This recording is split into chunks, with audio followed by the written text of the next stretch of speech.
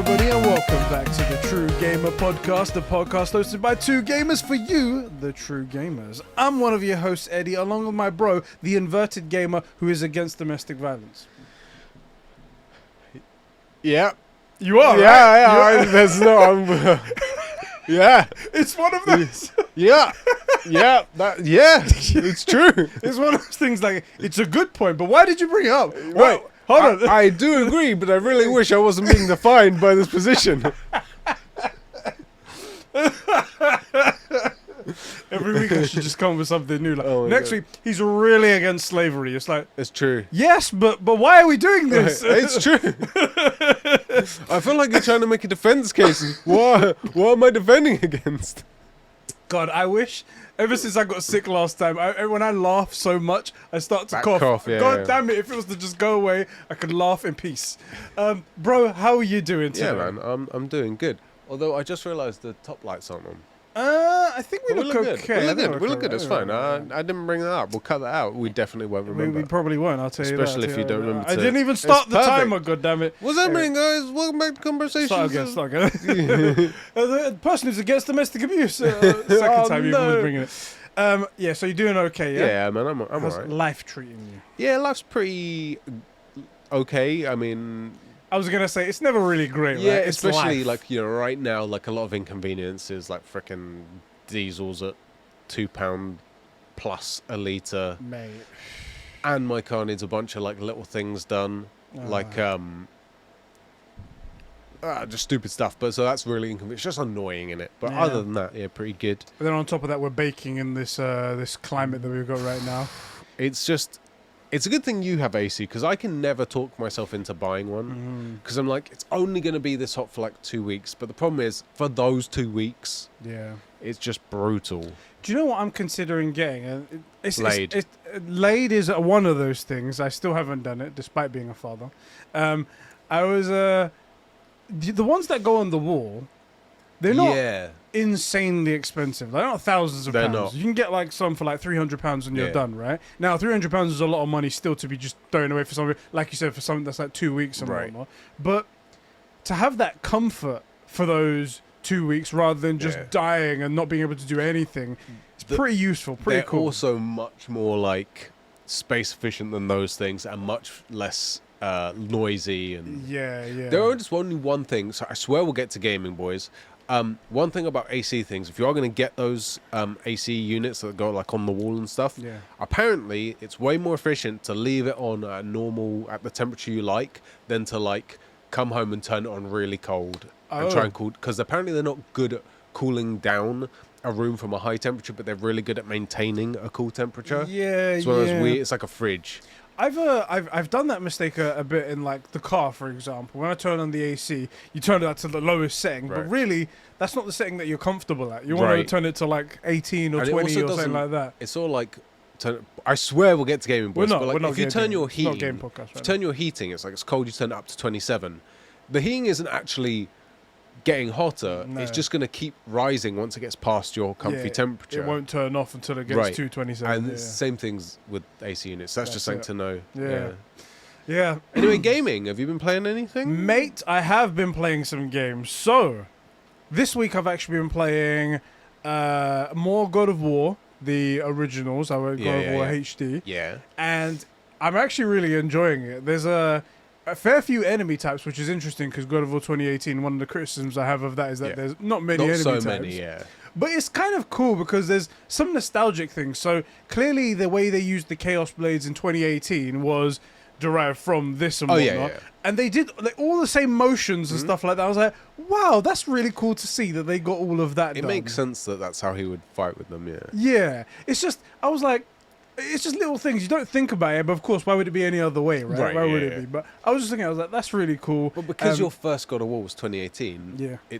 these are new to you, you know what I mean? So Yes. you're going to look at it and go, oh, cool. I know this, yeah. Yeah. So I'm with you. A lot of titties. Yes, A there's a lot few. of titties. My girlfriend. This is the funny thing. So you know, in the cut scenes. Of course, that's when she walks in. of course, that's what she was. The cut scenes are different quality to the actual gameplay, Yeah. right? Because they just pre-render them and whatnot. The cutscene titties, they looked a certain way, Yeah. and then in the actual gameplay part, the color of the one of the girl's nipples was very different to the cutscene. And my girlfriend walked in, she was like, "Oh, those didn't even look good." And then when it cuts to the gameplay, she's like, "Nah, that looks better." And I was like, "Hold on, you think that looks better than a cutscene?" And it was a hilarious conversation. We're both just cracking up, just like, "Yes, cutscene titties are terrible, and gameplay titties are much better than That's that." right. I'm playing the game. I don't want to look at the titties. I want to play with the titties. Exactly. And this is not the Conversations podcast. this is not the Conversations podcast, But, I've been okay, playing that. good so to that's know, been fun. good to know. We did play Resident Evil as well on the last stream. Yeah. Got a lot of progress with that. We did come to the conclusion that Resident Evil Village isn't scary. Yeah, I saw that. I turned up for like 5 minutes because I only had 5 minutes, and you were at a point where like you were climbing up a like derelict building or something, and there were werewolves attacking you, and then you blew up some, explodey things, and I'm like, this doesn't look scary. Yeah. And the old Resident Evils were horror games, and this looked kind of like an action game saying it was a horror. Do you know what I mean? Yeah, they've done a couple of things. So we're at the beginning with the like Lady D and the other vampire chicks. Scary, because they'd do like echoes in the building, and then the building she could pop out from anywhere, and then there'd be like bats flying through and stuff like that, and that was scary. I honestly thought that was the game. I thought that was it as well. But then when we cut to these later parts, it's just like, okay, so this isn't scary. This is more like gore and grotesque. More like no one cares about that. Yeah, it's more like Texas Chainsaw Massacre. It's not really scary. It's just like this is a guy that you're scared of. Right. And it's like, cool, all right. But again, I don't know if Resident Evil is supposed to be necessarily scary, or if it's supposed to just be all these things that aren't in other games. I don't know. The OG. This is the thing, because you're coming to it again, not at like the an very original tail guy, end. so Yeah. Like, for example, if someone was to be starting out on AC, Valhalla, or Odyssey or something, they would have a very different perception of what the franchise was like from the original games. Yeah. I did play some of the early games, and those were horrors, and I didn't really vibe with it, and they were kind of scary.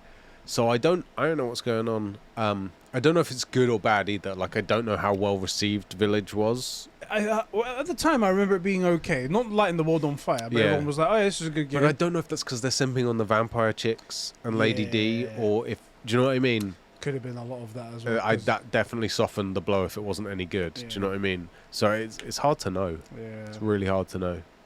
Have you been playing anything? I've been playing a bunch of Apex recently, just because, I don't know, man. I just got the bug again a bit, and it's because they're only 3-man teams. Like, I don't desperately feel the desire to call up like, I can play on my own if I want to, right? Or with one dude or something. And I remembered, but haven't got to it yet, that I still need to finish Ratchet and Clank, because I left it to streams and then decided I don't like my stream quality. So I'm going to finish Ratchet and Clank. You don't like the people you stream for, yeah. Yeah, I freaking hate those guys. But the big thing is I've been desperately craving The Last of Us, because it's coming, but I'm not going to do it till it comes out. Me too, bruv. I'm feeling it, and I'm like, God, I want to play it, but yeah, not going to play it. I think I'm ready now to do The Last of Us and then Last of Us Part 2. But then I'm not going to want to play anything for a while, again, most likely. But I do want to go back through those games. So I'll wait for The Last of Us Part 1 to come out, and then I'll roll into Part 2, and I think that'll be me done. But before that, I'm going to finish Plague Tale Requiem, because I still haven't done that. I downloaded that as well to try and play it, because like we've spoken about it a few times, and Tyler played it. Sorry, Requiem is coming up. Innocence is what we're playing, right? I think it's the other way around, but either way. Yeah. The new one's coming out, and I was like, yeah, I really want to finish it, so when it comes out, we can continue on. I need to finish it, man. I'm just so bored of Hugo. Amicia, shut up, Hugo. Ugo. I like the way they say those names. It's so weird, and it just hits your ear differently. I do wonder if they got French actors who are fluent in English, or if they got English actors to put on a French accent. I don't know what's easier. I don't know. Yeah, I would like to imagine it's the first one. They got French people who are but then they're voice actors. Like, doing accents is kind of their thing, isn't it? Yeah. Do you know what I mean? Yeah, it's true. Anyway, I really enjoyed the game. I just put it down and didn't come back to it. Not like Cyberpunk, which I found really easy to walk away from. It just happens that I got busy with other stuff and haven't picked it back up. I do really like Plague Tale. I'm really interested to see where it goes and see if we actually learn anything and what's going on with Ugo. Ugo. Amicia. Oh, what a weird name as well. Anyway, I'm really interested in it, and I'm definitely going to get... There's someone who's called Amicia right now listening. They're like, hey, oh, why That's they Italian? I Italian. don't know The why. French, like, version of being Italian. Tutta mer. Don't know if that means something or not. So, yeah, I'm interested in it. I'm definitely going to get the next one, but I need to frickin' finish this first one. And then, so that's what I'm looking at. I need to finish that. I need to just get on it. Speaking, because you said of The Last of Us and whatnot, Yeah. did you notice, again, on Twitter, I don't know if you noticed this, I'm always on fucking Twitter, so it's part of my life now. The Last of Us got brought up again for being $70. Like, it was, when it was first announced, it got brought up. We largely complained. We had our issues. We settled on, okay, some people have their problems with that price. Some people are okay. I think it's fine at that price. A lot of people justified the price and then went, okay, we're done now. We're going to move on to the next they're reusing thing. assets, bro. But this is They're it, not bruv. even completely rewriting the game and starting from scratch. Exactly. So it's not worth anything, in fact. It's not even worth $0. Anyway, it came up again purely because one of the animators, I think it was, let me just double check. He's an animator working at Ben's studio. He decided to come up and say, people calling the game a cash grab. He said, actually, it's the most meticulously built and crafted project that I have ever seen or been a part of in my entire career. The highest level of care and attention, the details that's possible, has been going into the game. Now, I bet that didn't go down the way he was expecting. I bet he got rinsed. the thing is that by most, in his comments, people came to like discuss, okay, like, you know, the pros and cons of it, and it was largely a good debate. Yeah. There were some people coming up with, I just don't feel like, because it hasn't got the multiplayer in it, whereas the first one had the multiplayer. I understand. That's like a reasonable point. Exactly. Yeah. But then one person, you gotta love it. Paris Lily. Why? The guy that I've not liked for a while and called a fraud for a long time. He outed himself to the whole internet, and then the whole internet flamed him for what did he say? He said, in my opinion, it isn't that The Last of Us is being remade. We all know it's one of the best games of all time. My issue is showing us why it needed to be remade and charging $70. And everyone in the industry just came along to like, the video that you saw, how incredibly detailed it is compared to the original, how much they've changed. They've gone in and changed little facial movements that weren't there in the first one. Entire environments have changed, lighting, it's all been redone from the ground up, minus the things that you don't want redone, the mocap and the voice acting. Right. What is that so hard to get? They keep the mocap as in the motion that was captured. Yeah. But it's not like they keep the OG characters. Like, that's all been re-rendered. Right. It's got new engine physics, it's got new everything, right? It's so funny because it's not just like you're thinking, oh, people in the community went and flamed him.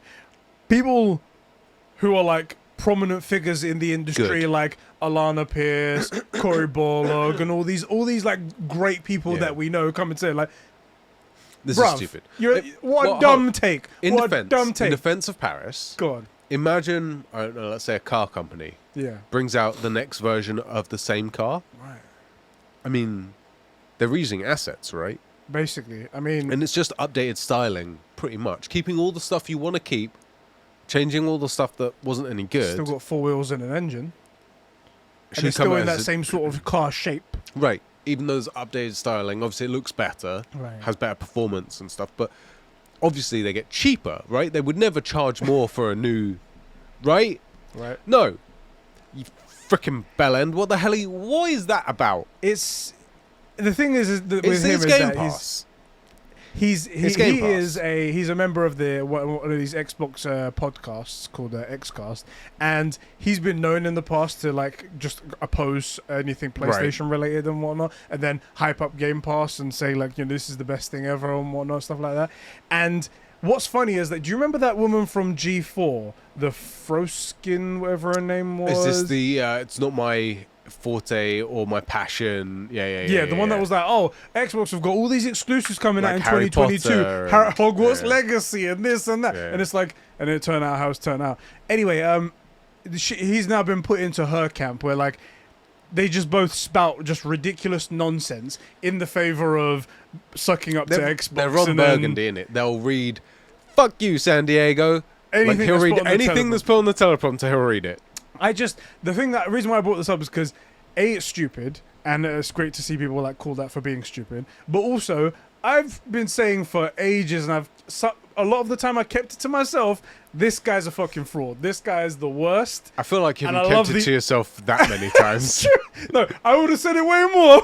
You would have, but you didn't give it that close to the chest, you know? This was a well-kept secret, like my love for Smallville. Right. Anyway, I just love that he's been outed now, and now we can just disregard everything he says.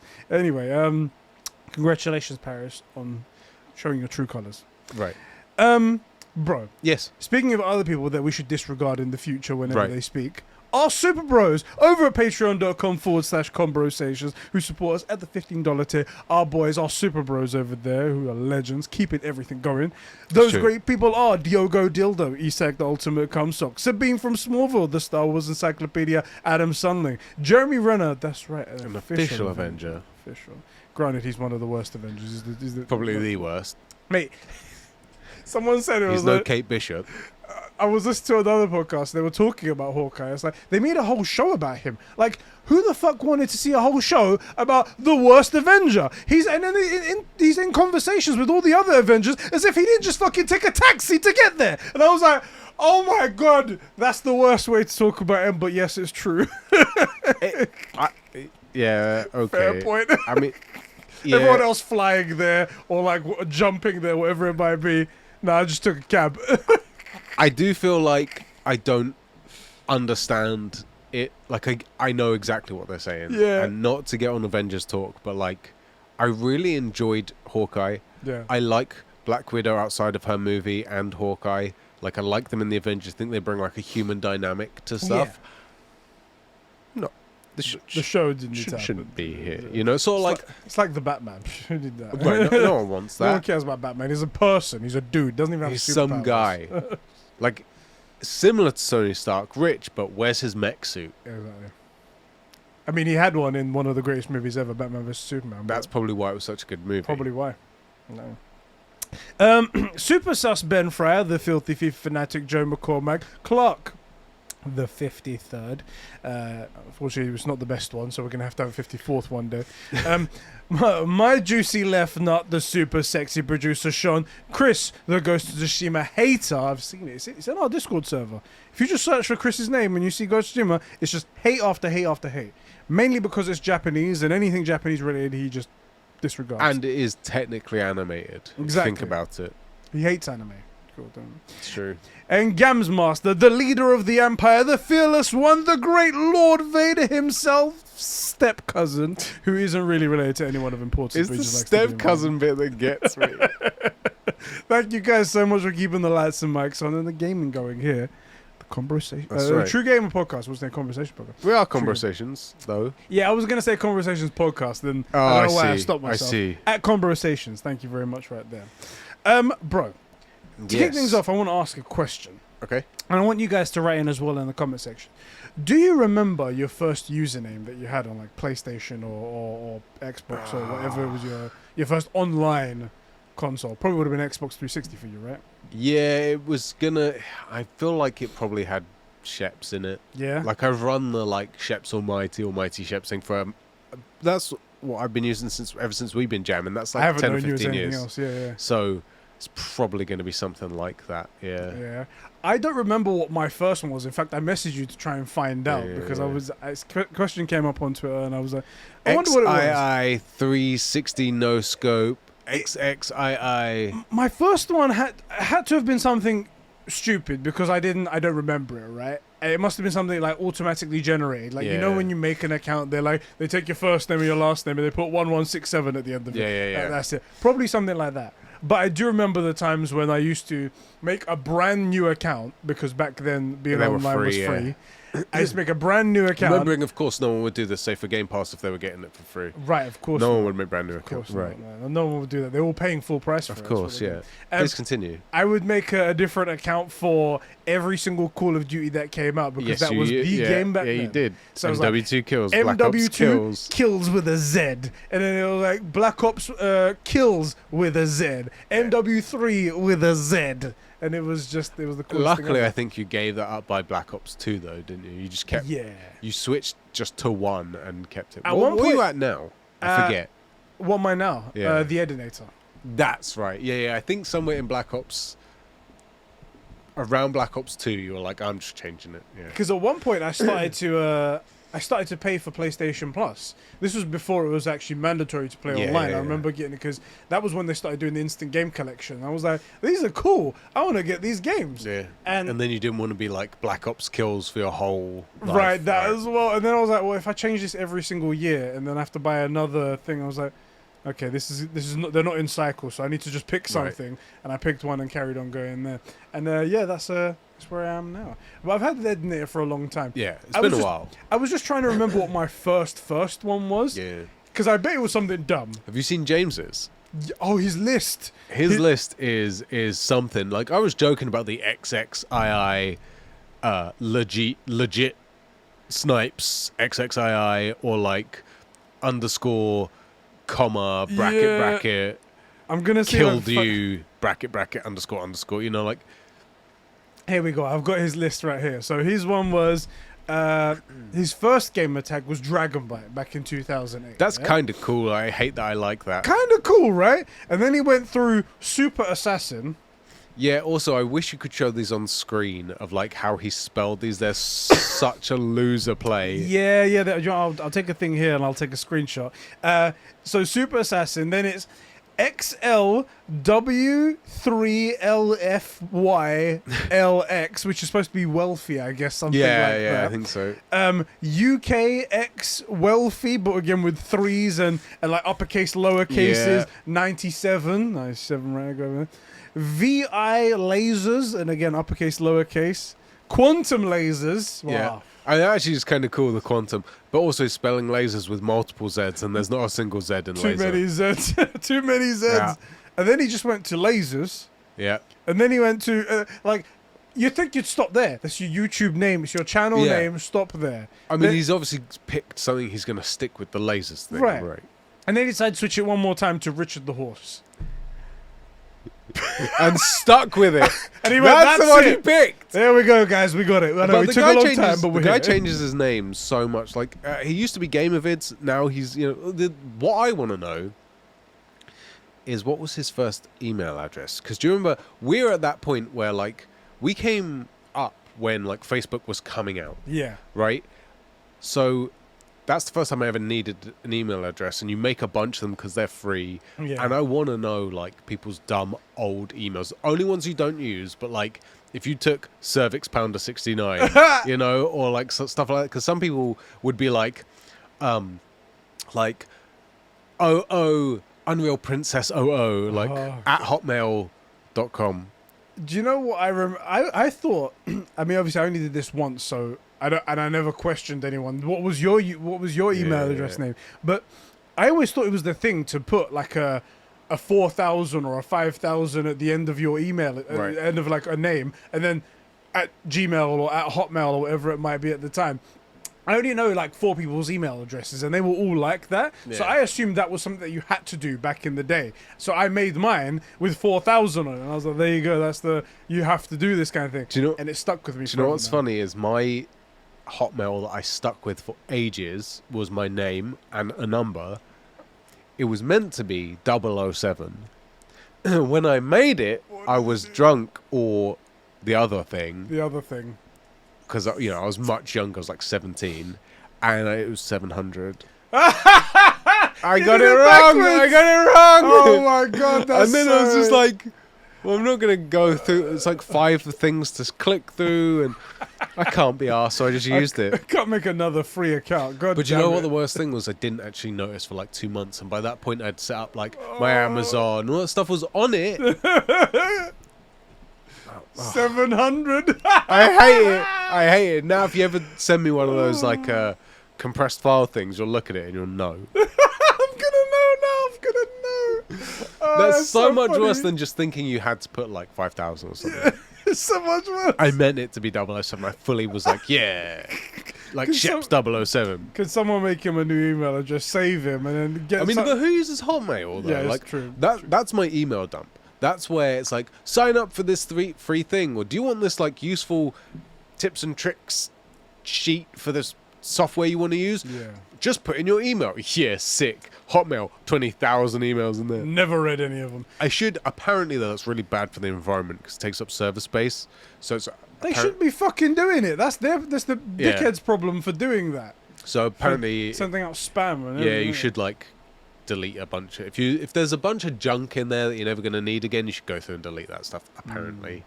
So everything from your like porn sites about updated recommended videos, like you've already watched them. Of course you have. Just delete all that. Just delete all that. Yeah. Oh, bro. So yeah, we've done our Patreon. That's what we do now. Oh yeah. So today we're going to be talking about some cool stuff today. So that's right. Topics. Topics. That's right. I thought today we'd make it a little bit more chill. So actually, I should get this out of the way. This is our 99th episode of the True Gamer podcast. Yes. And which means that next episode will be our 100th. That is how that is works. how counting is. Yeah, Exactly. it'll be this one plus one. Plus one. Yeah, that's right. Our next episode, we're going to do something kind of special. We've never done this before, so it may fall apart. But what we're going to do is we're going to do essentially a call-in episode where you guys are going to call into the episode one by one separately. No one's going to know what they've said and stuff like that. And you can ask a question whether it's about gaming, whether it's about us, how we got this channel started, or if it's something you want to know our opinions on, or whatever it might be. Just make it great. You can call in on Discord and we'll set that all up. We'll put an announcement out to tell you exactly how it's going to work. But you'll call us on Discord, you'll be on the show, and we can have a good time That's together. weird. I think I misunderstood. I thought you asked for... When we were talking about this, maybe we should... Mentioned it barely, yeah. I thought you meant they'll like record a question and send it in. I don't know what way's better in case we need to edit where it goes. That's why I thought you wanted to do it. So that we could have the segment and put it... You guys will find out soon. The way I had it in my mind was that. And then it's like, you get to be here.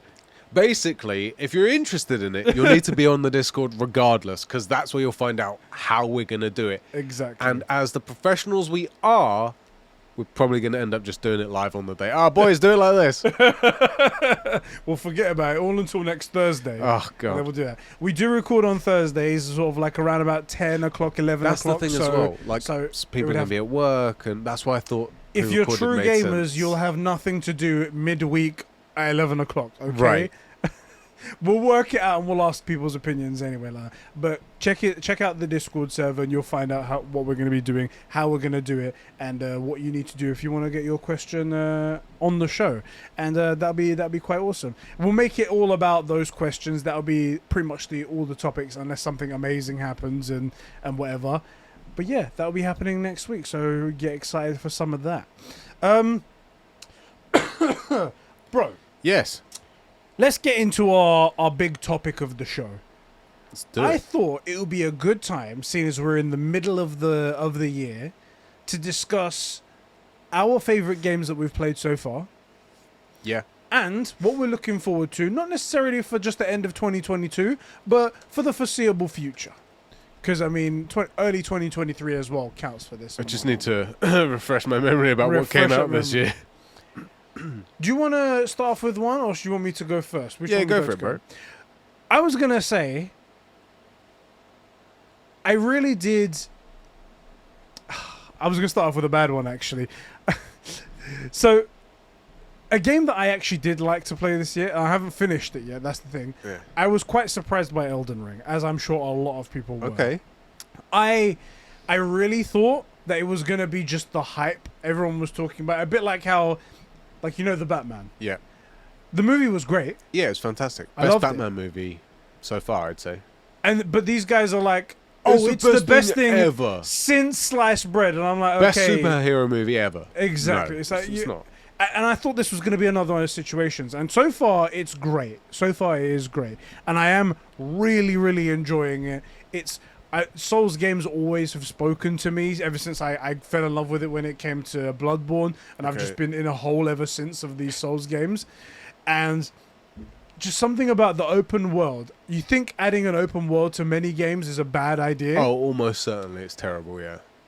And for some reason, when it came to Elden Ring, it just worked. I don't know how they stumbled upon it and made it so great, but it just worked. And there's something about From Software, their enemy designs, how crazy and just weird they are, and just eerie each one of these people are. It's just so cool. And I don't find that in any other game. Maybe I've always said about the movie Alien. Yeah. I really like Alien as a movie, but I also really like Alien, the Alien itself. Yeah. Because it's so interesting and it's so out of the box thinking of what an alien could be. Right. As opposed to like Star Wars aliens, where they're just like essentially humanoid shaped, but then with big bug eyes. Yeah. Or something like that. Or like weird tentacles for ears or something. And exactly. I'm with you. I think actually Alien and Predator are probably the two best looking aliens out there. Yeah. And they're like so imaginative and they just get out there. That's what I really like. And that's kind of like what I like with From Software games. That their enemy designs are just so out there. Ooh, yeah. And then they have multiple stages and they change again and do something. I've seen a lot of the Elden Ring crew simping on this dog dude. There's a dude with like a dog face who carries a massive sword and everybody simps him. I have not seen that yet. I have no idea. I gotta say, I didn't vibe with Elden Ring. Yeah, you did. But it could... It's not that it's bad. It's definitely not a bad game. It doesn't do it for me. I don't get it. And I think that's just because I don't vibe with not Souls-like games, roguelike games. I just don't... No, Souls games. Yeah, but like anything roguelike. Yeah, it's true. You don't like any of those ones, yeah. It's just not my thing. Like I played Sifu. I thought it was really good. I just don't like it. I know that sounds weird, but like I was in a similar spot with Sifu. I'm not sure about Returnal. I just don't think I'll vibe with it. I do actually kind of want to give Elden Ring another try, but maybe like on stream or with you.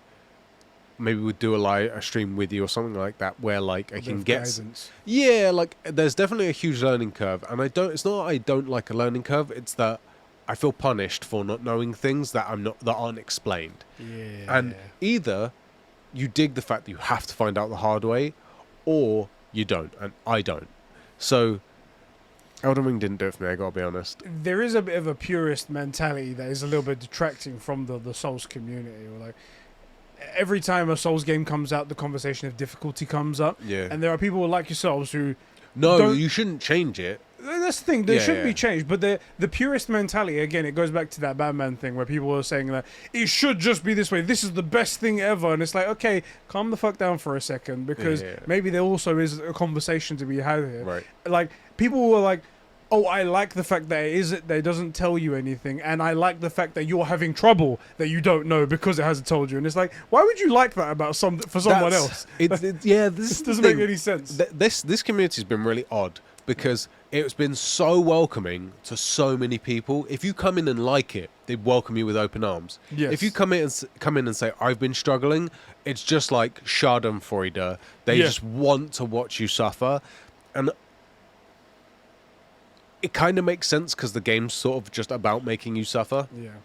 But it just, I don't know. That's been something unusual for me. I just didn't vibe with it. It's not good. Yeah. It's that everybody that likes it has shit taste. Exactly. Everyone. That's the thing. The game's good. Just anybody that likes it also shit taste. Actually, did Sifu come out this year? I think it was this year. Yeah. When did Sifu release? Yeah, February 8th, because that was going to be sort of my pick, but I didn't remember if it was this year or last year. Sifu. Yeah. I feel like I always speak in contradictions. I really enjoyed the experience, and I hated the game. It's really good. I didn't like it, but it's a good experience, and I'm glad I got to have a go at it. Yeah. I liked the art style. I liked what they did with it. There's so much I liked about that game, just not it at its core level. Also, the devs can fucking suck a dick. But like, it was a really good game. It's just not for me. I'm actually... chess or backgammon. I'm sure they've been around for thousands of years. I'm sure they're really good, and people that like them really like them. Clearly, is very good. Yeah. You know, like to the express exclusion of vagina. But like, not for me. Do you know what I mean?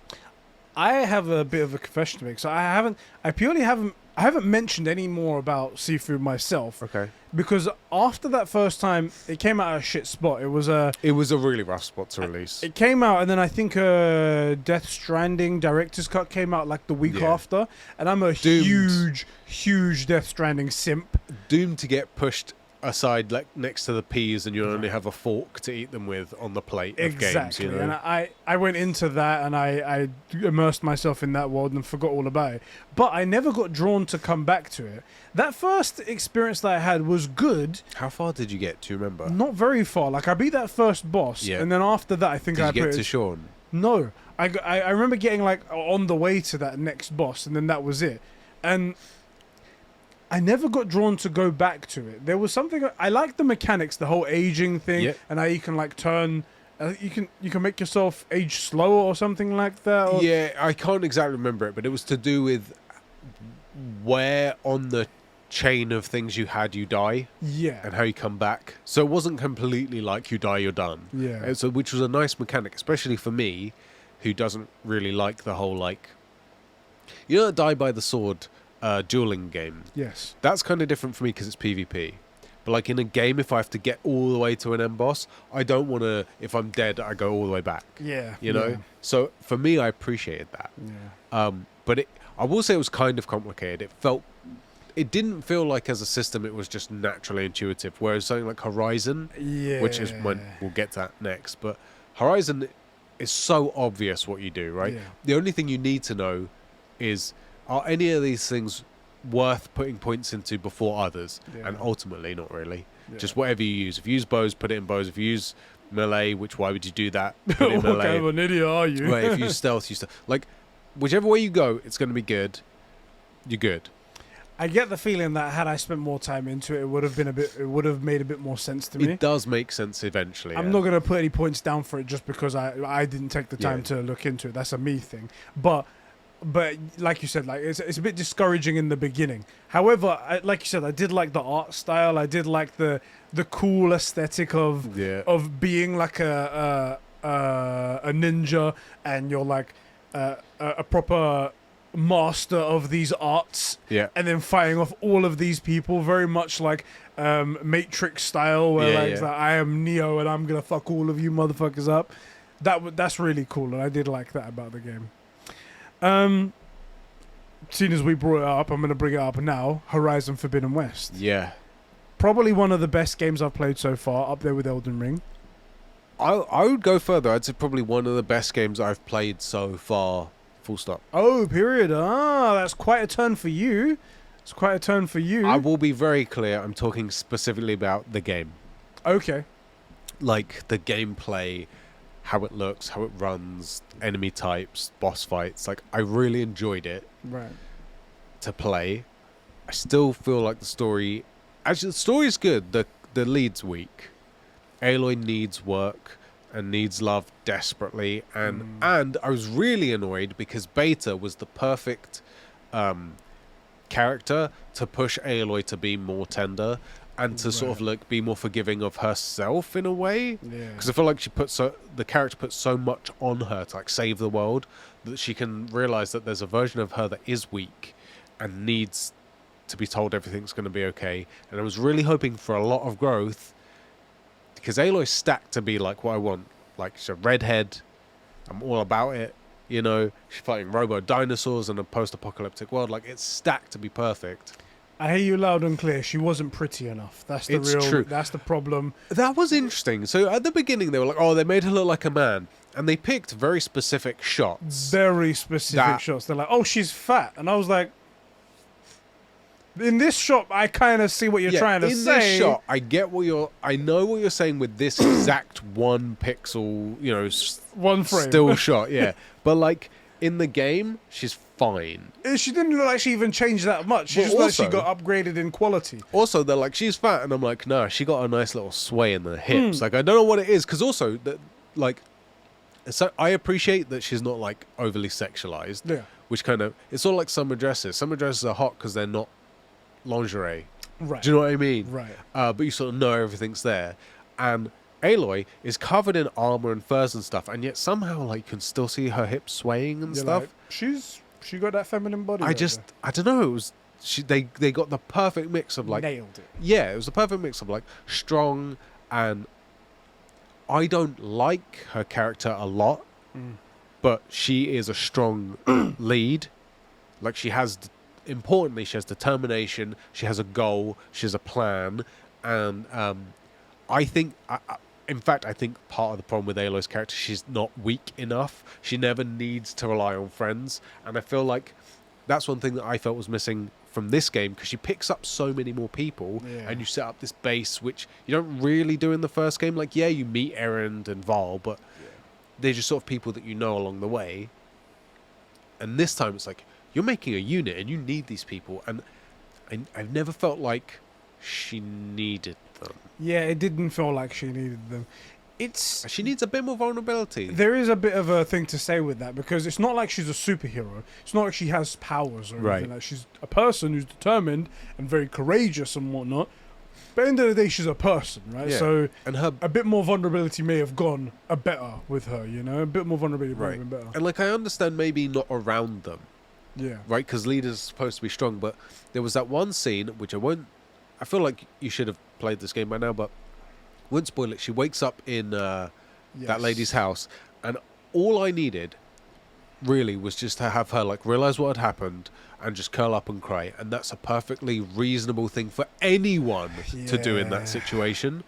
And then gather yourself and go and do what needs to be done. Because the thing that happens afterwards with the other character on in that place is a very good ending to that whole situation that happens. Again, we're trying to dance around it for spoilers and whatnot. If you have played it, you know what we're talking about. If you haven't, then I'm sorry. Unfortunately, this is something you have to experience for yourself. That would have been that would have been the way that she gathered herself. Yeah. She had it would have completed the package and be like, cool, I can put this inside me now and go on with what we need to do. And I said to you at the time when we did the spoiler cast, which if you haven't watched, go watch it. That that thing in Dark Knight. Yeah. Where Harvey Dent does the thing where he's like, and there's like the silence. The silent screaming. The silent scream's so amazing. That would have been perfect right there, and I'd be like, oh shit, oh, yeah, exactly. Show me that stuff affects you, and I really feel like Aloy's character would benefit a lot. Not because she's a woman either, but like she'd benefit a lot from some vulnerability, right, and from some. I feel like she doubts herself a bit, but like, her mission's so huge that makes sense. I don't know. I feel like that's the missing piece of the puzzle, because she still doesn't feel quite human. But then they hit the nail on the head a few times where like one of those dungeons, you come out the top, and Aloy goes, "Man, what an incredible view! I'm sure it'd look great gliding down." Right? Like, you're encouraged to view the world, and it's Aloy saying, like, taking in the views. And that's really humanizing, but she needs more of stuff like that. The Rost hologram. That was so beautiful. She instantly became so humanized and relatable in that moment, but then sort of transitioned away from it again.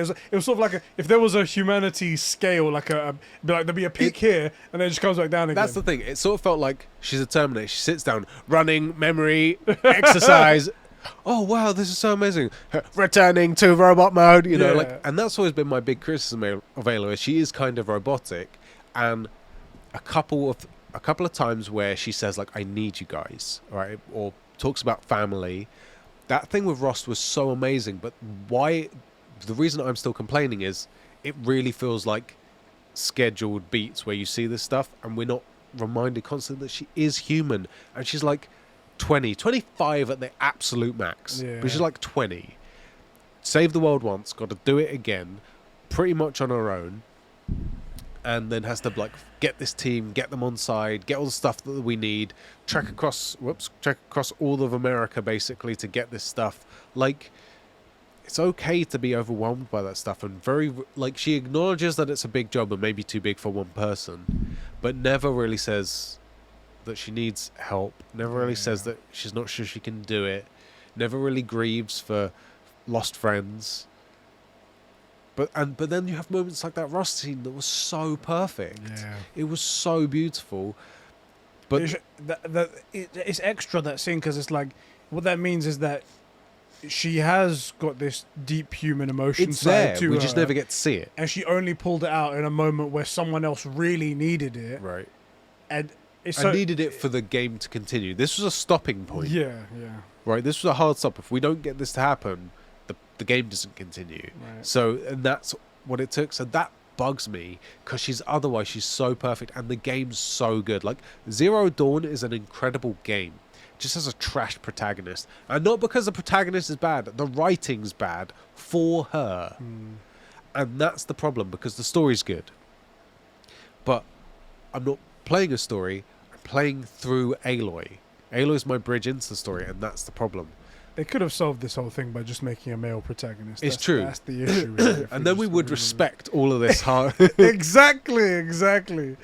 No, well, I have to say, I But like, did even really... if it was Alan instead of Aloy, Yeah. I'd want that silent scream. Yeah. Right? You'd want some fucking emotion. Right. Jesus Christ. So, yeah. I did really like this game. That outside of the character stuff we've mentioned just there, it seemed to be like an incomprehensible amount of robots this time. Yeah. There was so many. The variety was great. Variety was crazy, and it was all over the place, and they were all in their own. Like when I felt vulnerable in different stages. Sometimes Yeah. I felt like I was a badass and I was unstoppable. But then all I had to do was go down to the coastline, go into the water. Oh my God. And those snap maws will be fucking on my tail. And I'll be like, I am vulnerable right now. Yeah, or that And- Nessie thing. Right? If So Lapras is cool. coming after you, it ain't a good day. Exactly.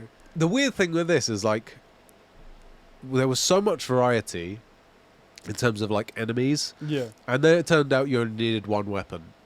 If you were paying attention, all you needed was that thunder spear thing, and you Man. win. You know.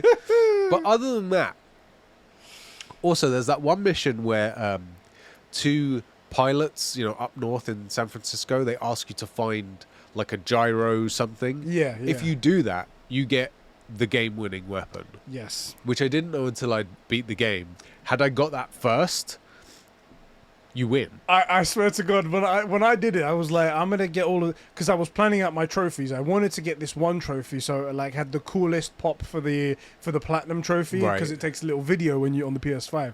I was like, cool, I'm gonna plan it this way. So I had to do that mission, Right. because it tied into Before one of the these end. trophies. Right. And then when I got that weapon, I was like, I don't need anything else. Nothing else matters. You don't need anything. This is the only thing. I was like.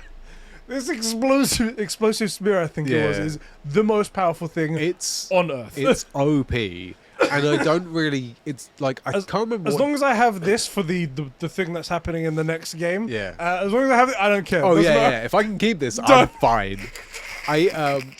It was weird because I don't remember exactly what difficulty I played it on, but it was like, I don't know, normal or one up from that. Somewhere in there is usually my sweet spot. Doesn't make a difference. I put it up to the top difficulty, just see, doesn't make a difference. No. This thing just annihilates everything. Boom, done. All right, here we go. But that game had so many other cool things, like the extra cauldrons. Yes. Like some of those were really good fun and beautiful scenes at the end. The place is incredible to explore, and I felt as somebody that explores naturally anyway, I actually felt rewarded for exploring, which was really dangerous for me. And there's- Fueling your addiction. terrible. And there's some cool stuff you can find. Like, did you find that that bat thing that you have to fight in? Do you know the thing I mean? I know one of the robots. Look like a big It's like bat. it's like a big boss thing. Yeah. They're tough.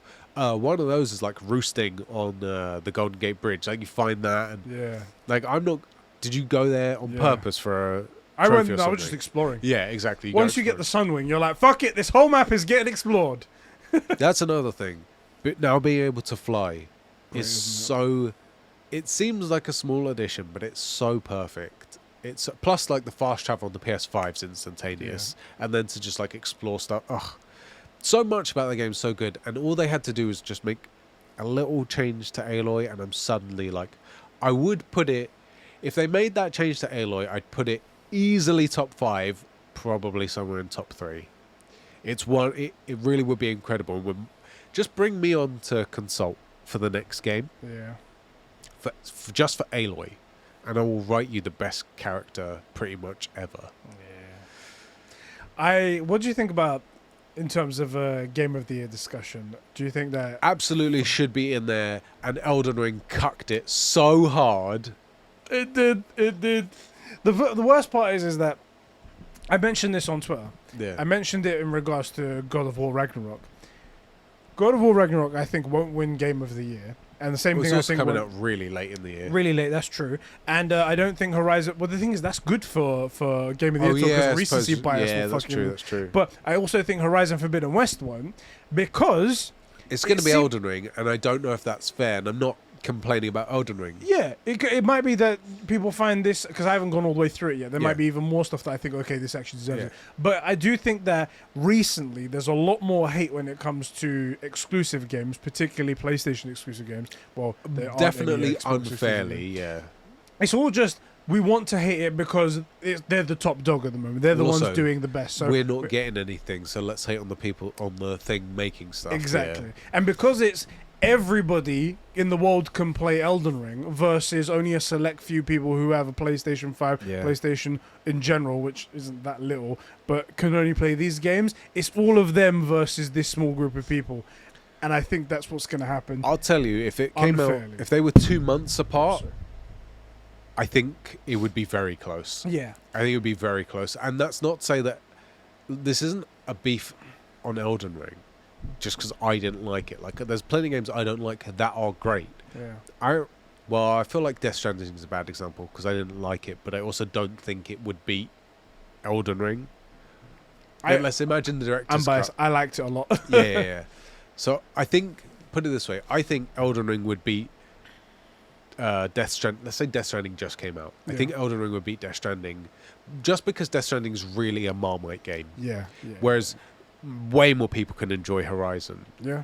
That's all. That's really my only critique. Like, Death Stranding's really good. I just didn't like it. That's the thing. Horizon's very much an every person Yeah. game. And, oh my Everyone God, would play it and so enjoy pretty. it. So pretty. Whereas Elden Ring actually is the most accessible, most played, I should say, Yeah. Souls game out It's there. so easy to get and So come let's see. upon. Yeah. So I just Anyway. think because they came out next to each other, just people forgot about Horizon, and that is really unfair. Do you know what's really interesting though? It's forgotten at the time, and it's forgotten by the hardcores, like people Yeah. who were in it. Because I guess the hardcore people played it. The hardcore people didn't miss it. We played a bit of Elden Ring, we played a bit of Yeah, Horizon, yeah. and then finished Horizon, went back to Elden Ring. It's usually how it went.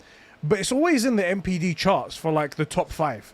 So people have gone back to it. The casuals have gone back to Yeah. it. The other people have gone back to it. So maybe we're surprised when it comes to Game of the Year discussion that people bring it up more often than not. Who knows? Not saying that it deserves it because it's a PlayStation exclusive. It's just I feel like it's going to get unfairly overlooked. I feel like it's going to get overlooked. It's going to be weird. So I do think, let's pretend God of War wasn't coming out this year. Yeah. Just take it out of the discussion, because if they pull out what Naughty Dog did and make a Last of Us 2, it's going to be the best game ever. And I'm not trying to get my hopes up. I'm just saying, if they do that, best game ever, no question. I'll do it for you. I'm getting my hopes up, guys. Right. And I'm also, my point is, I'm not trying to overhype the game either. But if they do that, it's not even close, right? Yeah. So let's just pretend it doesn't come out because it's just such an unknown. I do think Elden Ring and Horizon can fairly go head to head. I'd give it to Horizon, not just because I preferred it, but I feel like it's way more accessible to way more people as a game. But the reality is Elden Ring is way more accessible to people. No, yeah. And so that's the difference. Like, Horizon is so much easier to get into and have a good time. Elden Ring's so much easier to get. And if you vibe with it, so rewarding. I don't feel that reward, but it's a thing. So I think they're actually a really interesting mix. Yeah. Personally, I think I'd probably give it to Horizon because it does have those beautiful moments and it's so pretty, and that's what I want in an RPG.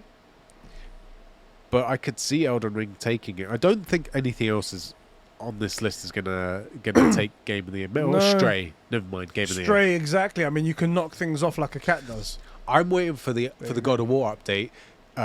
Katos and Katreus. You know, like that's how you win Game of the Year. Exactly. There you go. GT7 came out this year, but neither of us played it because it's a Brum Brum game. Well, also, I want good games. So we want soul in our game, and Brum Brum games. What can we say about Is that? the cat wearing a bag? Yeah. That's so. It's like got a backpack and everything. Isn't that cute? That's very cute. So- I hate cats as well. That's not true. I just don't vibe with cats. But Let's transition then into Okay. the future games that are coming out. So I was going to mention The Quarry, but I haven't played that yet. It has come out already, so I've we can seen talk about people that in the playing future. some of it, Yeah, and it looks really interesting. it does look cool. It looks like a detective horror, but like it's not really a horror. Yeah, I it's don't like know. a slasher type thing. Yeah. So let's talk about the future games coming up. Stray's coming out before the next episode airs. Yeah. It's coming out Tuesday next week. Are we getting it?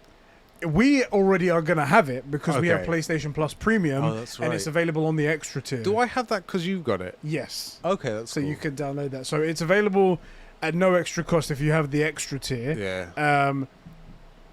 Which is quite a big get, I think, for the first thing. Yeah. I won't say yet because we don't know how good the game is going to be. Yeah. It looks cool. That's all It's we know highly so far. anticipated. Exactly. But also, considering what it is, it's, I would say, very highly anticipated. Yeah. Because I don't know why I'm interested in a cat game. It's one of those things. It's gonna be cute. It's gonna be relaxing. I think it's not gonna be very high stakes. Are we playing it? I'm gonna play it. I'm actually. I feel like it no could be a joke, good like end of stream unironically game. excited. Yeah. I'm actually excited for this game. It does all the things that you would want a game to do. A cat exploration game to do. Yeah, to add like the soul to it. Like they could have just done a cat running around, jumping on things, Cat and then, parkour, yeah. but- exactly, and that would have been enough. That probably would have been enough. But the fact they've done the things where it's like, yeah, you can make cat biscuits. Yeah, Which yeah, again, yeah. I'm not a cat guy, but that's the cutest fucking thing It's a cat cute, can do. yeah. And then when a cat knocks things off of a shelf, you're like, you fucking arsehole. But that's such a cat thing to do, and it's in the game, and Yeah. they're like, oh, like, It needs to be there. right. And then I'm sure there's going to be a moment where you can climb up on, because it's only populated by robots, the world, Yes. and a cat. Yeah. So it's going to be a moment Something where like you that. climb on top of a microwave robot or something like that, and then he starts to curl up and starts to purr, and you're like, God damn it, that's cute. All right, sold for me right here. Yeah.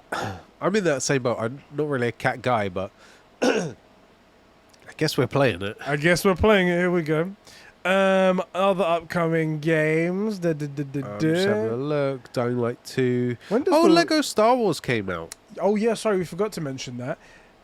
Let's quickly dip back into that one then. I played the first 3 episodes of Star Wars. Yes. The first 3 episodes online, people are saying are the weakest ones of the Okay. whole trilogy. How did Of you the- find of the them? whole Yeah. nine, know what you mean. nineology? Yeah. Yeah. I liked it because it was like Nostalgia. it was making fun of the stuff that I loved, and it Yeah. was all cool and stuff like that. No boss nest though. Yeah, that's the thing. They missed some key little elements. Bits in that we there. loved as a kid. Yeah, and that's the whole point really of like Lego. They're supposed to make fun of things. Yeah. And I felt like they didn't make enough fun in those first 3 episodes. I haven't played any more because I sort of dropped off after that. I don't know, man. It's fun. It's Star Wars. It's Lego. So there's an inherent. Yeah. There's only a minimum it can get to. I'm with you on like Lego is supposed to make fun of stuff. Like I remember the first one where the stormtrooper comes through the ship and knocks his head off. Yeah. Like that's so Star Wars and so Lego Star Wars, so Lego. And like you have Jar Jar, you have Boss Nass. Like these are prime jokes for this. So yeah, it's Especially like this is supposed to be the Skywalker saga. yeah. Like, they've made, I do love their namings because they've brought out previous Star Wars games and they call it like the complete saga. Yeah. All of the movies that this is the complete one. This is the last one. Right. But then they keep bringing out more, just giving it a different name. So you could go to a shop and be like, The I want final one with, complete update. I want the complete one with all of them in it. Sure, this is this one. This came out in 2007. So hold on a second. Wait a minute. Yeah. So it's dumb fun. You don't need to think about it. Josh, Bat fan, Yeah. the Batfish. Do you know what he did? Tell me. I think he's going for the platinum trophy in it, which requires for you to get these like clear bricks, these Lego bricks. Yeah. There's over 1,000 of them in the game, and they're not like, oh, there's 10 here, Right, there's right. 10 over there. It's and like we'll one go. in You have to like jump on a thing, Yeah, platform yeah. into a high area, knock behind a wall, and get it. And I'm like, 1,000? How long does that take to do? Mate, so much time, so much time. I think if I look for the trophy guide, it will tell me like, okay, you 200 need hours. to be older. You need to be at least 20 years old. Sorry, minimum max 20 years old. Because if you do it any older than that, then you will be dead by the time you finish. Right. Surely. Anyway, yeah, that's yeah. It's still dumb fun if you like Lego and you like Star Wars. You're still gonna enjoy yourself. But yeah, that's how that went right there. What other Pokemon games are came coming? out. Sorry. Pokemon. Yes. I feel like no point talking about it. They're good. It's Pokemon. It's Pokemon. Simple as. What more do you need, Right. fam? What more do you need? I haven't seen the new Pokemon list though. I haven't as well. It's probably all the dumb names. They make up a new Pokemon each time. Yeah. They've even got trash Pokemon. That's what They do. Literally trash. Overwatch 2, which is literally just a DLC. Not even. It's all they did was like add night and day modes to a bunch of the OG maps. I loved seeing the comparison online, and it was just The worst What? thing is, on a bunch of the maps, the character models all do look better because it's updated, but a bunch of the maps don't. They look better in the old engine or whatever they did. So this is Activision for you. This is what you get. I didn't play this purely because I don't have the time to sink into an online game like this. But the Witch Queen DLC came out for Destiny 2. I heard it's the best DLC they've come out with, and I was like, best expansion, and that makes me want to pick it up again. But I know what happens with Destiny. You have to sink in a bunch of hours, and you have to have a group of people as well to get the good stuff. And I don't have that, and I don't have the time. you have to go on micro raids to get all the equipment to get your stuff up so that you can actually do damage when you go into the actual raid. Yeah. The only thing I would do it for, this is the only reason why I would ever go back, and it's so Eddie, it's such an Eddie thing. I still don't have the platinum trophy for it. I'm one trophy away, and it's like to do the raid on prestige difficulty or something like that. So if someone was to be like, Ed, we'll hold your hand and we'll do it, I'd be like, cool, let's do it then, let's do it. But for the best, but for the best expansion ever, no. Are there like platinum trophy? Right. Is there like an attempt lock, like in the OG games, like in World of Warcraft and stuff? You'd basically get an attempt. So you'd get to run the raid through, like, say, Molten Core or something, and if you didn't get it, you were locked out for the week. Once you'd done the raid... Oh, not that I remember. Not for Destiny. I remember... No, yeah, you can do it as many times as you wanted, really. Yeah. Good to know. Okay, that's interesting. I know that there are, like, trophies for, like, flawless, so you get through it without dying at all. Yeah. And I got that trophy. True gamer over here, just saying. No big deal. Yeah, but if I was to find myself just completely empty, that would be pretty cool to play. What other games are coming out? Okay, let's talk about the game that everyone's talking about. Okay. The one that we're both looking forward to. Pac-Man Museum. What? Did you just look up a random game? Yeah. Hogwarts Legacy. Is that coming this year? Is it actually coming? Well, they say it's this year.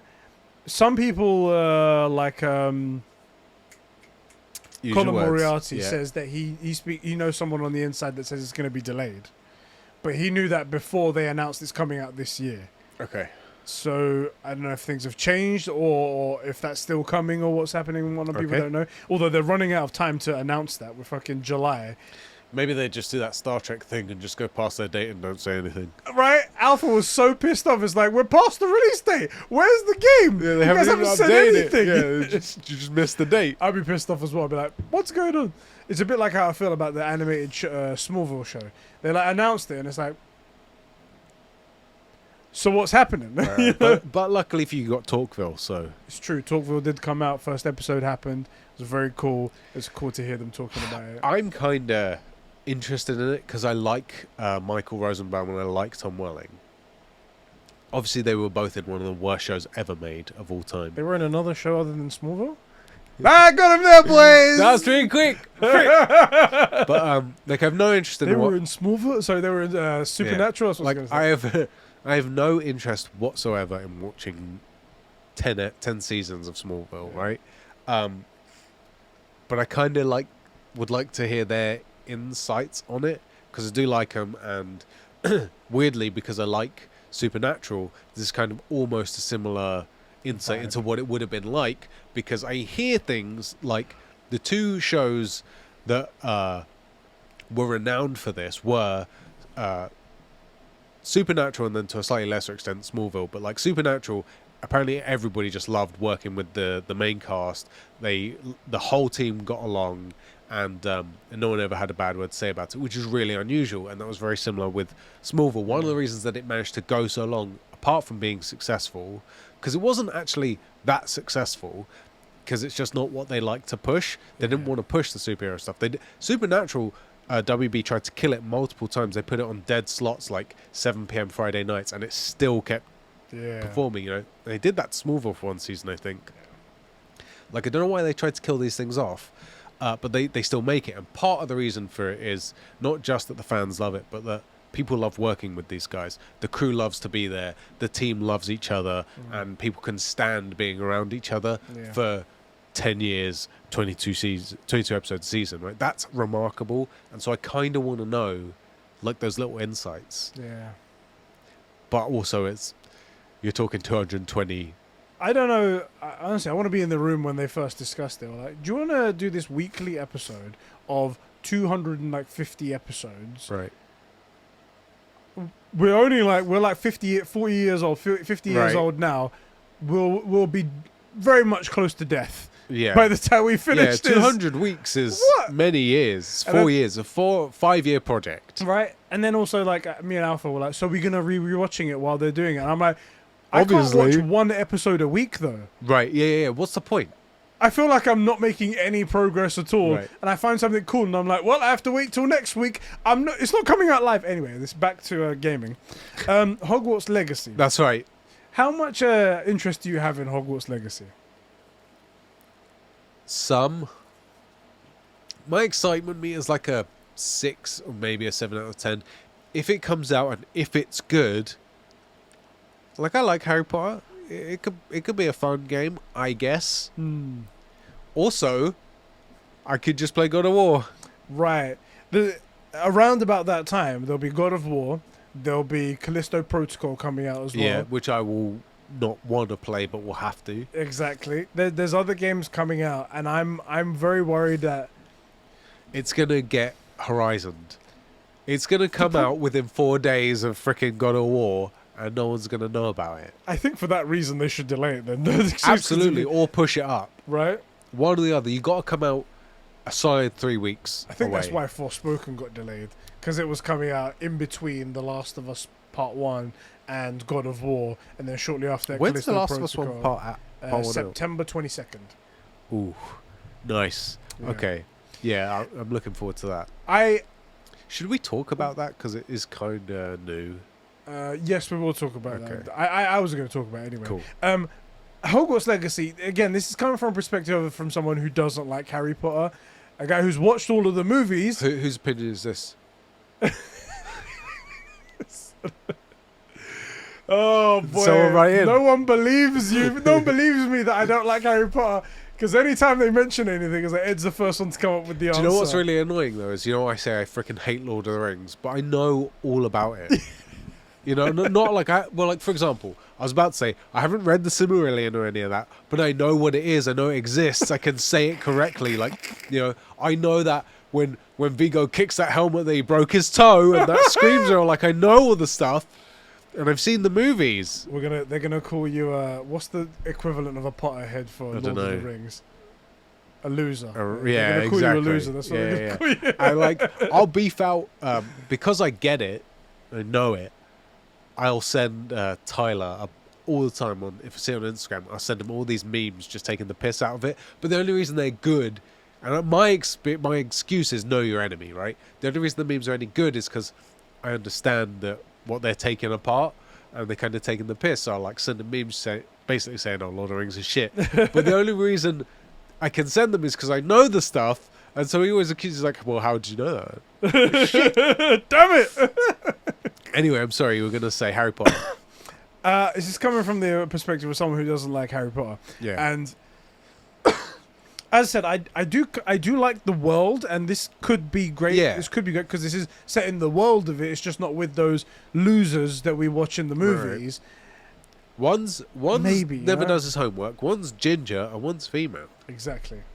There's none of them Right. have any sort of appeal to me. Right. So maybe it could be good. I do, however, think that it's going to lean too much into the nerdy stuff that I Oh, we're gonna have to actually do our potions homework. right. I think it's going to be very much that. But some people really want that, so I'm happy for them.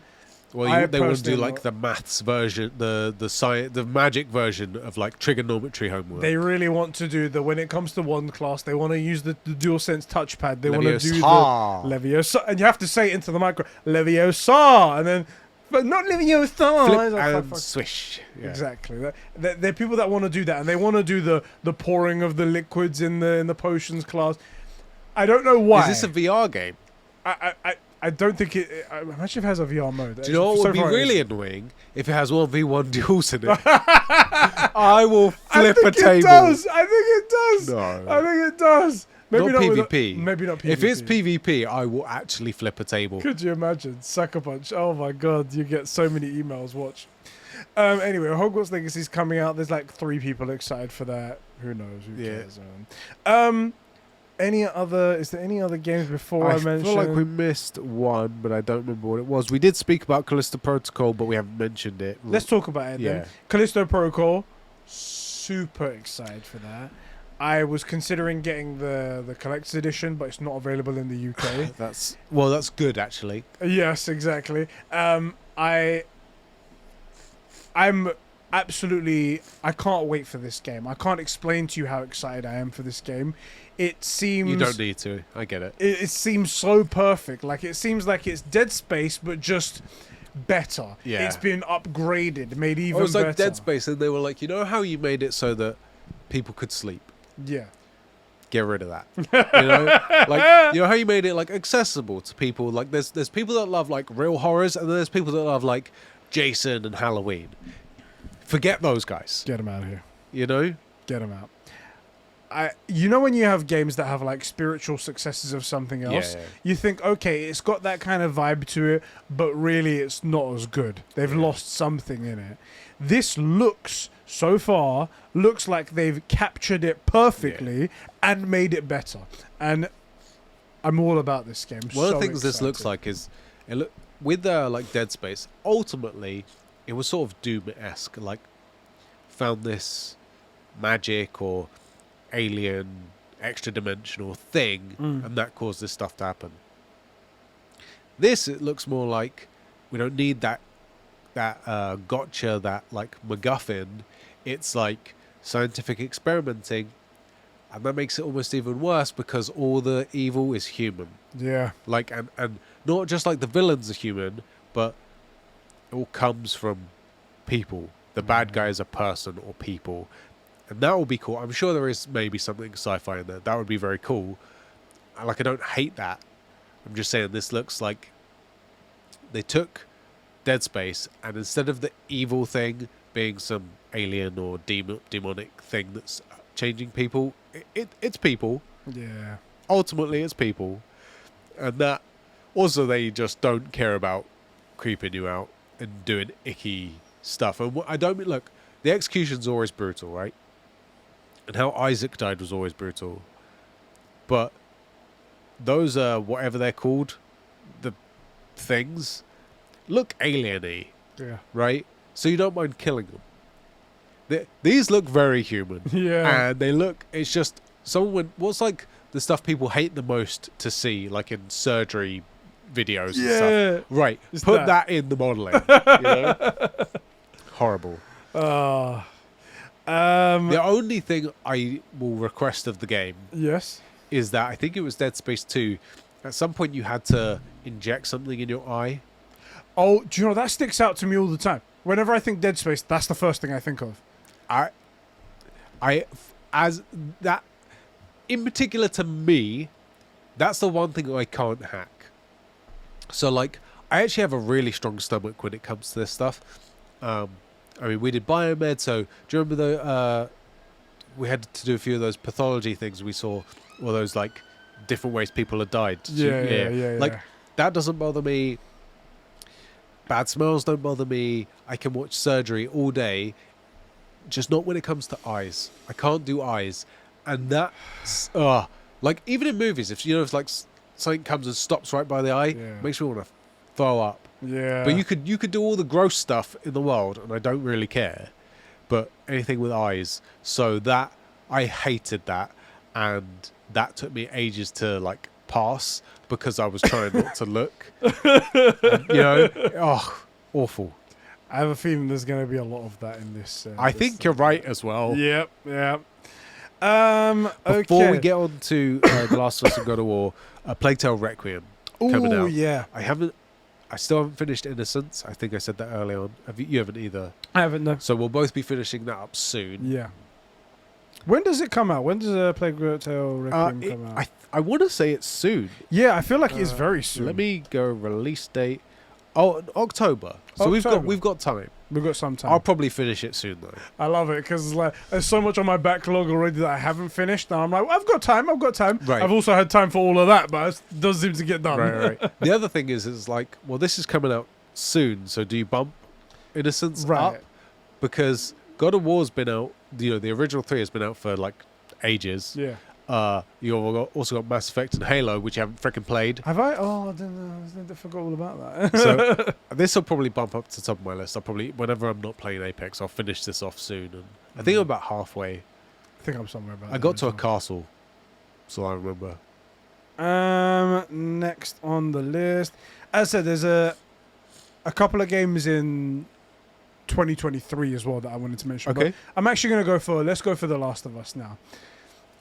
I am really looking forward to replaying The Last of Us. As we said before, I feel much more comfortable with it now. Yeah, it's been enough time that I feel like I want to revisit it, and I was holding off, like I mentioned a million times. Now becoming a father, it's going to hit differently, and I think I've mustered up the courage to start it.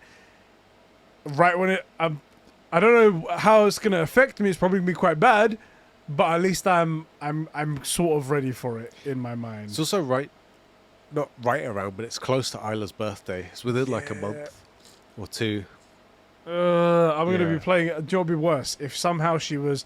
Because right now she's at the point where she wants to run around. Yeah. If she could sit down for a moment and I was playing it and I look at her and I'm like... No, I can't do this. I overestimated myself. I can't do this, guys. Can't do this. The worst thing is... No, there's no worst thing. It's just going to be tough. Yeah. It's going to be tough. But you're going to play 2 after it as well, right? I am, yeah. I think I might do that as well. I think it'd be a good time to just go straight into the next one. Although, I don't know if I'll need a break. 1 isn't taxing in the way that 2 is, but knowing that 2's coming up, I might need to have a palate cleansing game, you know? Yeah. And then go into it prepared to hurt, you know? I'm really looking forward to it. It's not really a new game, obviously, but 1 is so incredible. That's one downside. I've played 1 easily 10 times. Yeah. You know? Like, I know my way around it, and as long as that one clicker isn't glitched, which people have seen, you know, you're just not good at games, and you can see it detecting me through walls. Bro, you're just not good at them, man. Why are you so bad at video games? I am really glad that you're supposed to be a true gamer.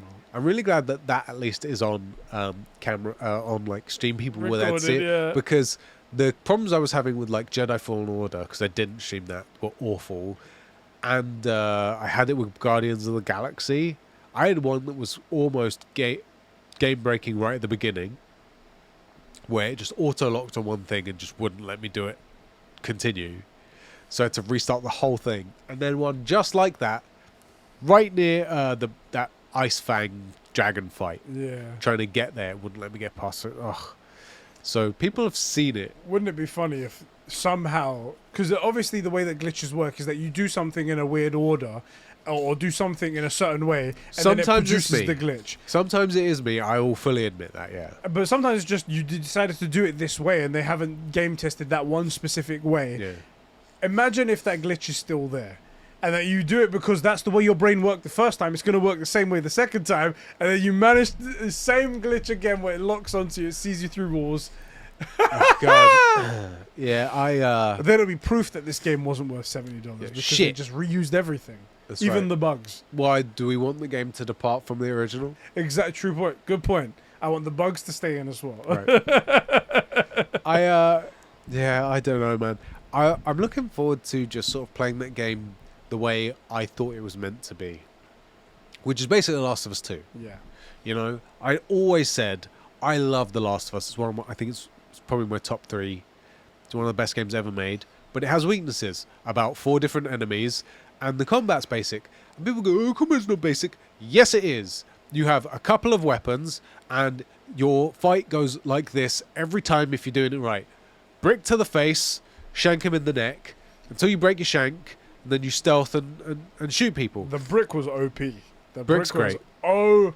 The brick's great. And people, there's apparently 2 camps. Some people go for the bottle. If you pick the bottle, you're an idiot. Yeah, the brick you brick a fucking clicker and then shank it and it's dead. Yeah. You glass the clicker, it's like, cool, I'm still gonna kill you. The bottle is not as good. Yeah. And the idea that there's 2 camps in this. This isn't like the do you stand or sit to wipe debate, which is about 50-50. Like, and I know we all true believers on either side, but it's about 50-50. Yeah. You pick the brick. Yeah. Always it's pick either the brick. or you're an idiot. Well, also, like, just like sitting down and wiping or you're an idiot. like, just continuity for if you're a human being, right? You think, okay, this is real. I'm not going to throw an empty ball at a clicker. I'm going to brick it. Exactly. It's look at its face. It's fucked up. It doesn't care about the fucking smashing glass. Yeah. It cares about a brick coming flying at its head. Right, exactly. Question for you. Are you going to play it on Grounded? Yes, for sure. I really hope you don't. I have to. Because the thing is that the trophies are going to come New back. trophies. I was going to say, I need to get the platinum on it. And it's better now because it doesn't have the multiplayer trophies in it. So I can get the fucking platinum this time. That was the reason why I couldn't get it on the the remaster. That sucks. Fucking sucks. That sucks. So I'm looking forward to the trophies on that. True gamer right here. Something I was going to mention. They're remaking it, right? They're putting in probably a lot of the combat style from The Last of Us Part 2 in The Last of Us Part 1. Yeah. How far do you think they go in terms of the movements and combat and everything like that? Do you think we get to do the, like Ellie did, under cars and under tables? Because you couldn't do that in The Last of Us Part 1. No, I do think... First one, remake. Yeah, I do think they will go that way. Yeah? And I think it's okay. I think... Take the combat system from The Last of Us Part 2. That's fine. There's nothing wrong with that. And then... What I really want them to do is, if they're going to do that, there are times when we play as Ellie and times we play as Joel. And in the original game, it's only the character model that changes. You basically do the same stuff, right? Yeah. And you can basically do the same things. The difference is just the animation they used to get it done. I would like it to be a case of, like, if you're playing as Ellie and you go into melee, it takes like 3 hits, where with Joel it takes 1. Yeah. Right? But maybe she can move quicker, something like that. Or maybe, like, you can pick up the machete as Ellie, but you can't pick up, like, a lead pipe because it's too heavy. Right. And you're in a 14-year-old girl. Yeah. I would like there to be something like that, where it's not just the character model that's different. We do have to play it a little bit more differently. That would be cool. I think that would be really cool. I keep going back and forth because I did watch the Digital Foundry breakdown, and in the shots, because there's not very many shots in the trailer they showed off. In the shots that they showed off, the areas looked pretty identical. There are some things that are dressed up or some things that are removed just to make it look better. Sure. But nothing's changed in the way that, like, okay, the cars now are a few inches off of the ground so you can now get under them. Or there's tables where previously they had stuff underneath them and now they don't, so you can go through them or something like that. Makes me think they're not going to do the full Last of Us 2 animations. But they do. But there's some environments where you see where they've changed a lot of stuff in it. Yeah. You think if you're changing stuff that much, go and do the whole thing, right? There's also a bunch of times where we're in, like, a small town, and it would make sense to come out of a window on a second floor. Yeah. and drop down or go into tall grass, or it makes sense for a group to have dogs. That's another thing. I don't remember any like multiple floors in the first one. There wasn't really. Second one, there was multiple floors you can go to or not go to. You choose to. You could do it, but you were having normal combat, and you could go upstairs and downstairs. Do you know what I mean? But it was just normal combat. It wasn't something like you could draw someone in, go up out the window, come down, and come up behind them. You couldn't really do that. Yeah. So yeah, I think it would be. Let's see. Cool. I guess Also, it'd be fun to play it now as a more advanced gamer, where like if you're gonna do that, a true gamer, some might say. like okay, you're gonna draw an enemy up the stairs to you, where you could lay a trap. Which the first few times I played the game, I never did stuff like that. No. I just sort of got into gunfights, you know. Yeah. But the fact is, you can lay traps, and they're fun to do, and the mechanics for that are so much better in Last of Us 2 than they were in Last of Us 1. So, yeah, I have high hopes for it. Let's see. We know the story bangs, so. It's true. The big boy. God of War Ragnarok. Yep. Confirmed last week that it's coming out the 9th of November. Yep. 2022, after many, many discussions whether it will or not, and many podcasts within a podcast episode Yeah. on this podcast right here. We've seen one solid trailer mixed with gameplay and cutscenes and stuff like that. When I saw that, I had the confidence. I was like, this is looking good. Yeah. This is looking rock solid. But we haven't seen anything else since. Which is weird. Very weird. I've seen a CG trailer that they released with the Yep. announcement, but we are very against CG trailers. Yep. They're cool to look at, but they don't give you They're any nice to information. look at. Really.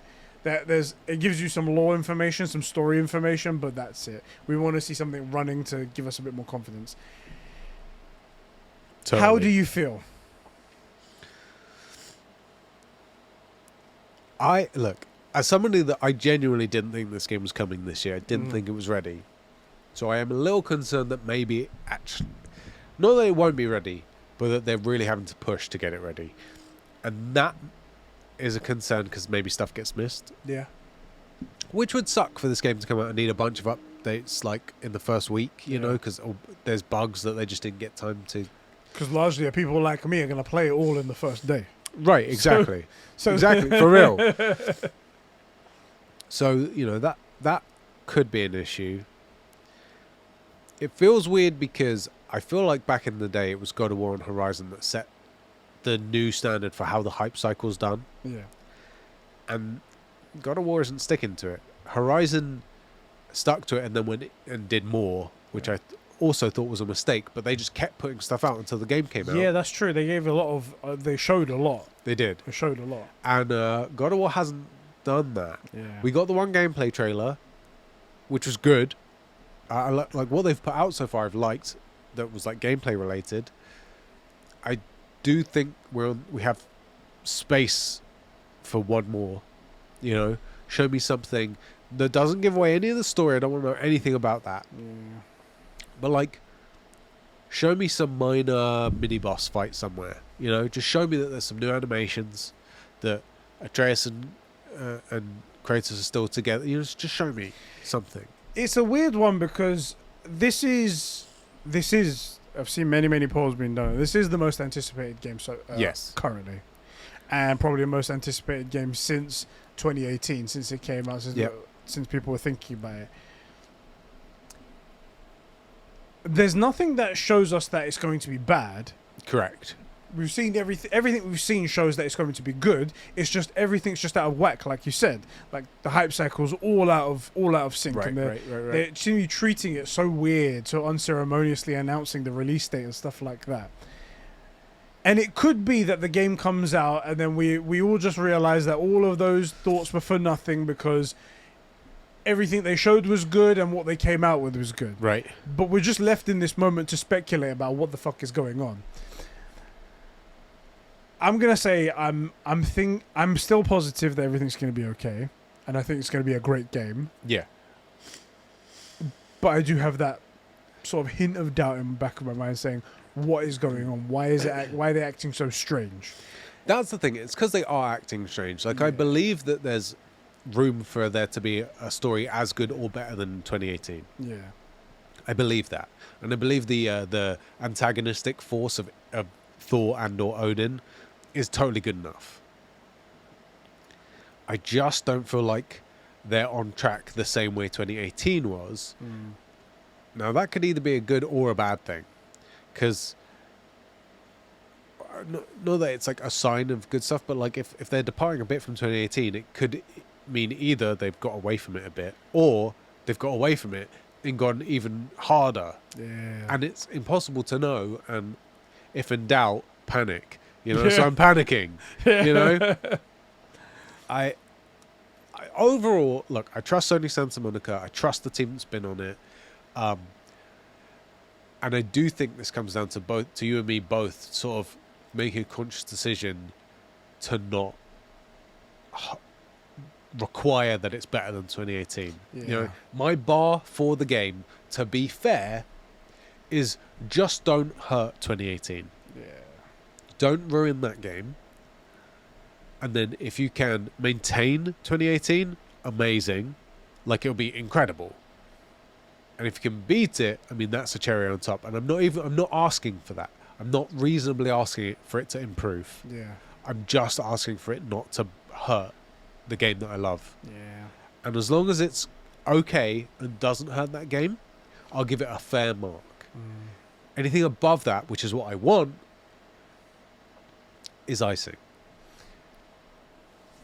As I said in the last podcast, where when they revealed the special editions and stuff like that, and then they showed off the Knowledge Keeper shrine on the box. Yeah. And then when I went back to look at like where that was in the 2018 game, it showed how much foresight they had to put that into the game over then. That would then lead into the sequel. I have a strong feeling, all those doubts aside about like how weird they've been, I have a strong feeling this is going to be one of the best games ever. And that maybe you may say that's Eddie being Eddie because he's a God of War stan and stuff like that, and we both are. But I do get the feeling, genuinely, like objectively, that this has everything set up for it to be, like we said, better than 2018, potentially, if not just as good, and to show how great games can actually be. So I'm really excited for the game. I'm curious. I've been toying with this idea. I never actually wanted to bring it up too early, but it kind of feels like it would work. And I do, now that we know Tyr is about, kind of maybe fits. So I was always thinking, like, where are they going to go? Because in the first game you go to all the different realms, right? But we've already been there. Yeah. Do you want a second game going to the same levels? I mean, they can be there, but like maybe not. But Tyr's been to a bunch of different levels. He went to Japan with all the Japanese gods. He went to Africa with all the African gods. He went to Egypt. You know, what I think those are all the ones that we see, right? We see all the symbols for all the God of Wars in the different realms. Yeah. So if instead of different realms, are we going to go to different parts of the world to pick up the stuff that we need to fight Thor? That, I think, I'm not saying I want that. I'm just saying it's a possibility, and it would kind of make sense. I mean, when we went to a lot of realms in 2018, I felt like there was a limited view of everything. Like, for example, the place we spend the most time, Midgard. How many people did you see? Oh yeah, like I don't remember seeing anything. Oh, the two dwarfs. Yeah, that's it. But Midgard is supposed to be for humans. Yeah. I don't see one fucking There's human. no village. Right. Yeah. So that's odd in my opinion. That just shows how limited of a time we spend in the place that we spent the most time. And so there's so much more to see. It's just you get attacked by bug people, right, in an empty like castle. Whatever. Right. Yeah. Jotunheim, we go for the last 10 seconds of the game. Yeah, you walk up a mountain. Right. What's the one with the? We have the horde mode places like Niflheim and all the other places and stuff like that. Those ones, again, barely see anything of them. If we get to see more of the... Because the thing is, it's Ragnarok we're talking about. Ragnarok affects all of the 9 realms and is going to be destroying everything. Yeah. Let's see what's at stake in all of these realms. Let's see what the people that are living there, the entities that are there, and what's going to be destroyed. I think we need to see all of that I think as well, like, we can do that because, like, Niflheim, we don't need to go there. Right, if we're exploring other places, so we can reduce the quantity and increase the quality, if you see what I mean. Yeah. Like we can go to a fewer places, but see more of it. Yeah. Which is why I was bringing up the other like gods, like going to Japan or wherever. Yeah. Because if Ragnarok's happening, it's not just the end of the world in Norway. Do you know what I mean? Yeah. So it might make sense that other gods are wondering what's going on. Yeah. Right? So I'm not saying I want that. I'm saying I could see it being worked in. I don't know if it would be good or not. But to sort of save us from retreading old ground, I wonder if they're going to do it. And I feel like it's worth talking about now because we are getting close. And I have been thinking about where are we going to go. And because we have Tyr's our gateway into these different places. Yeah. I don't know. It would be interesting to know. It's around about 20-ish hours to beat 2018. Yeah. I have a suspicion this is going to be quite a bit longer than that. On top of them saying, because they did say this is going to be a wrap up of the Norse saga, and they didn't want to make a third game, so because then it'd be like 15 years they're working on the same game. I think they're trying to get everything into this game, and as I said, they're probably going to go to all of the 9 realms ish, depending on, don't know how much you're going to see of each one, and if they do go to other different planes of existence and whatnot, then that's another thing. I think this game is going to be quite long. If I had to guess, not necessarily saying longer is better, right? If I had to guess, it's going to be around the 40-hour mark. I think the same, like 35 to 40. I know 35 or 40 hours of a game that values your time, it takes you to a great experience, then great. I'm happy to do that. 40 hours to beat a game that was 20 hours long, that's no good. Yeah, exactly. Right? So, but what if they just what if they say they've got like 1,000 realms, right, that you can visit? Not all of them have anything on it. Yeah, but you can go there. But at least you can go there. Right, you can get there anywhere you want, right? Then that's great. Right, that's good. Right. You can land anywhere on the planet, right? Exactly. Yeah, and there's loads of question marks. No, that's the thing, is like, look, if this is a Valhalla, 40 hours, I'm not about it.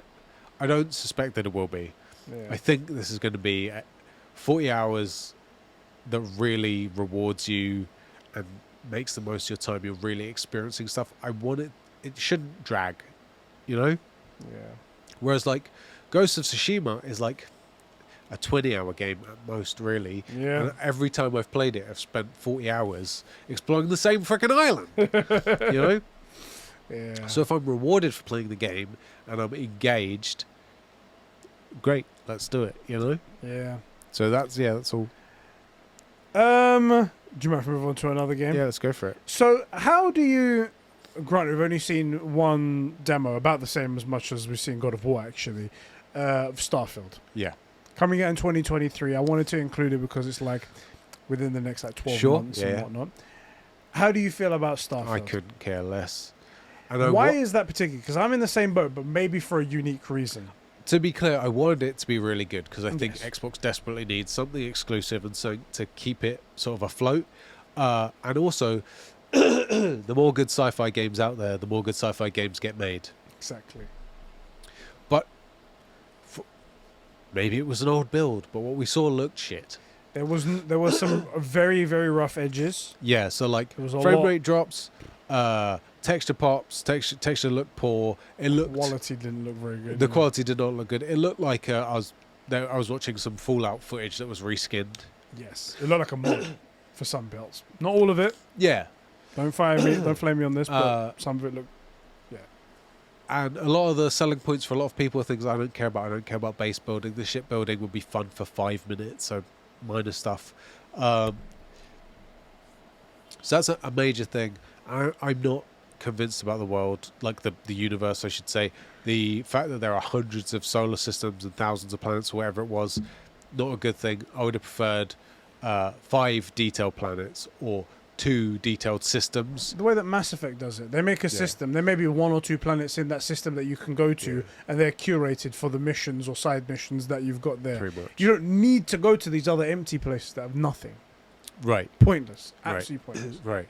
So but just so you can say, thousands of yeah, planets. it's big. I'd rather have good, you know. So that's really it for me. I don't see them.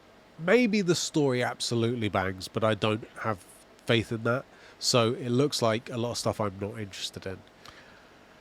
I was excited. Don't get me wrong. There's still the points that I said about like Sure. the planets and stuff like that being a bit too big and ambitious, and there are If they're just empty, what's the point? exactly. And also, this is Bethesda games, in my opinion. Other people don't seem to care about it, but I think Bethesda games do look quite dated in terms of how you play as the characters. Like, when you go up to an NPC, it's like fade to black, and then they're right in front of you. The background's blurred, and you've got these multiple options. It's very Bethesda Game Studio style, and people seem to vibe with that. I think that's very dated, in my opinion. It is very dated. It doesn't look good. I'm on the other side. Good to I don't play. really care, but I get that you do. Exactly. Yeah. But then again, that's just an opinion thing. But it So does other people look dated, yeah. Other people can have their thing. And the combat, one of the it's not a core thing in Bethesda games in general, but it's a core thing that you do in this game and in previous Bethesda games, and it's still arse. It still looks crap. It looks crap. And like you say, it's not Ghost of Tsushima. It's about the fight. Yeah. It's about the duels. You have to fight your way through this game. Yeah. You look, reasonably you only need to take like 5 fights if you were that good at stealth, but it's about fighting. You eventually have to fight these bosses. Yeah. It sort of feels like combat's just a thing you can do if you want. Like, well, what's my way of exploring this world? Right. It's like you've made it an afterthought almost. And the thing is that now, if this was the older games, I'm like, okay, older, they maybe didn't lock it down. But you're 2022, this is supposed to be your premier game. This is the game that your company's going to be known for, hopefully. This was supposed to be the next Skyrim. You don't fucking think you maybe put some effort into that shit? Maybe work out, especially when you have so many studios under your belt that do FPS so well. I don't get it. I don't understand why. And this leads into my point. I think the story could be amazing. I love a good sci-fi story, and I will experience it for that reason. But the thing that's detracting me away, the thing that's making me go, maybe I don't want to check out Starfield, and I'm really on the fence about it, is the fandom. They seem to give passes for ridiculous things, like the combat, like the dated feel of it, like the voice protagonist thing. Again, it's my opinion. No, it's not your opinion. Well, this is the thing. You're right.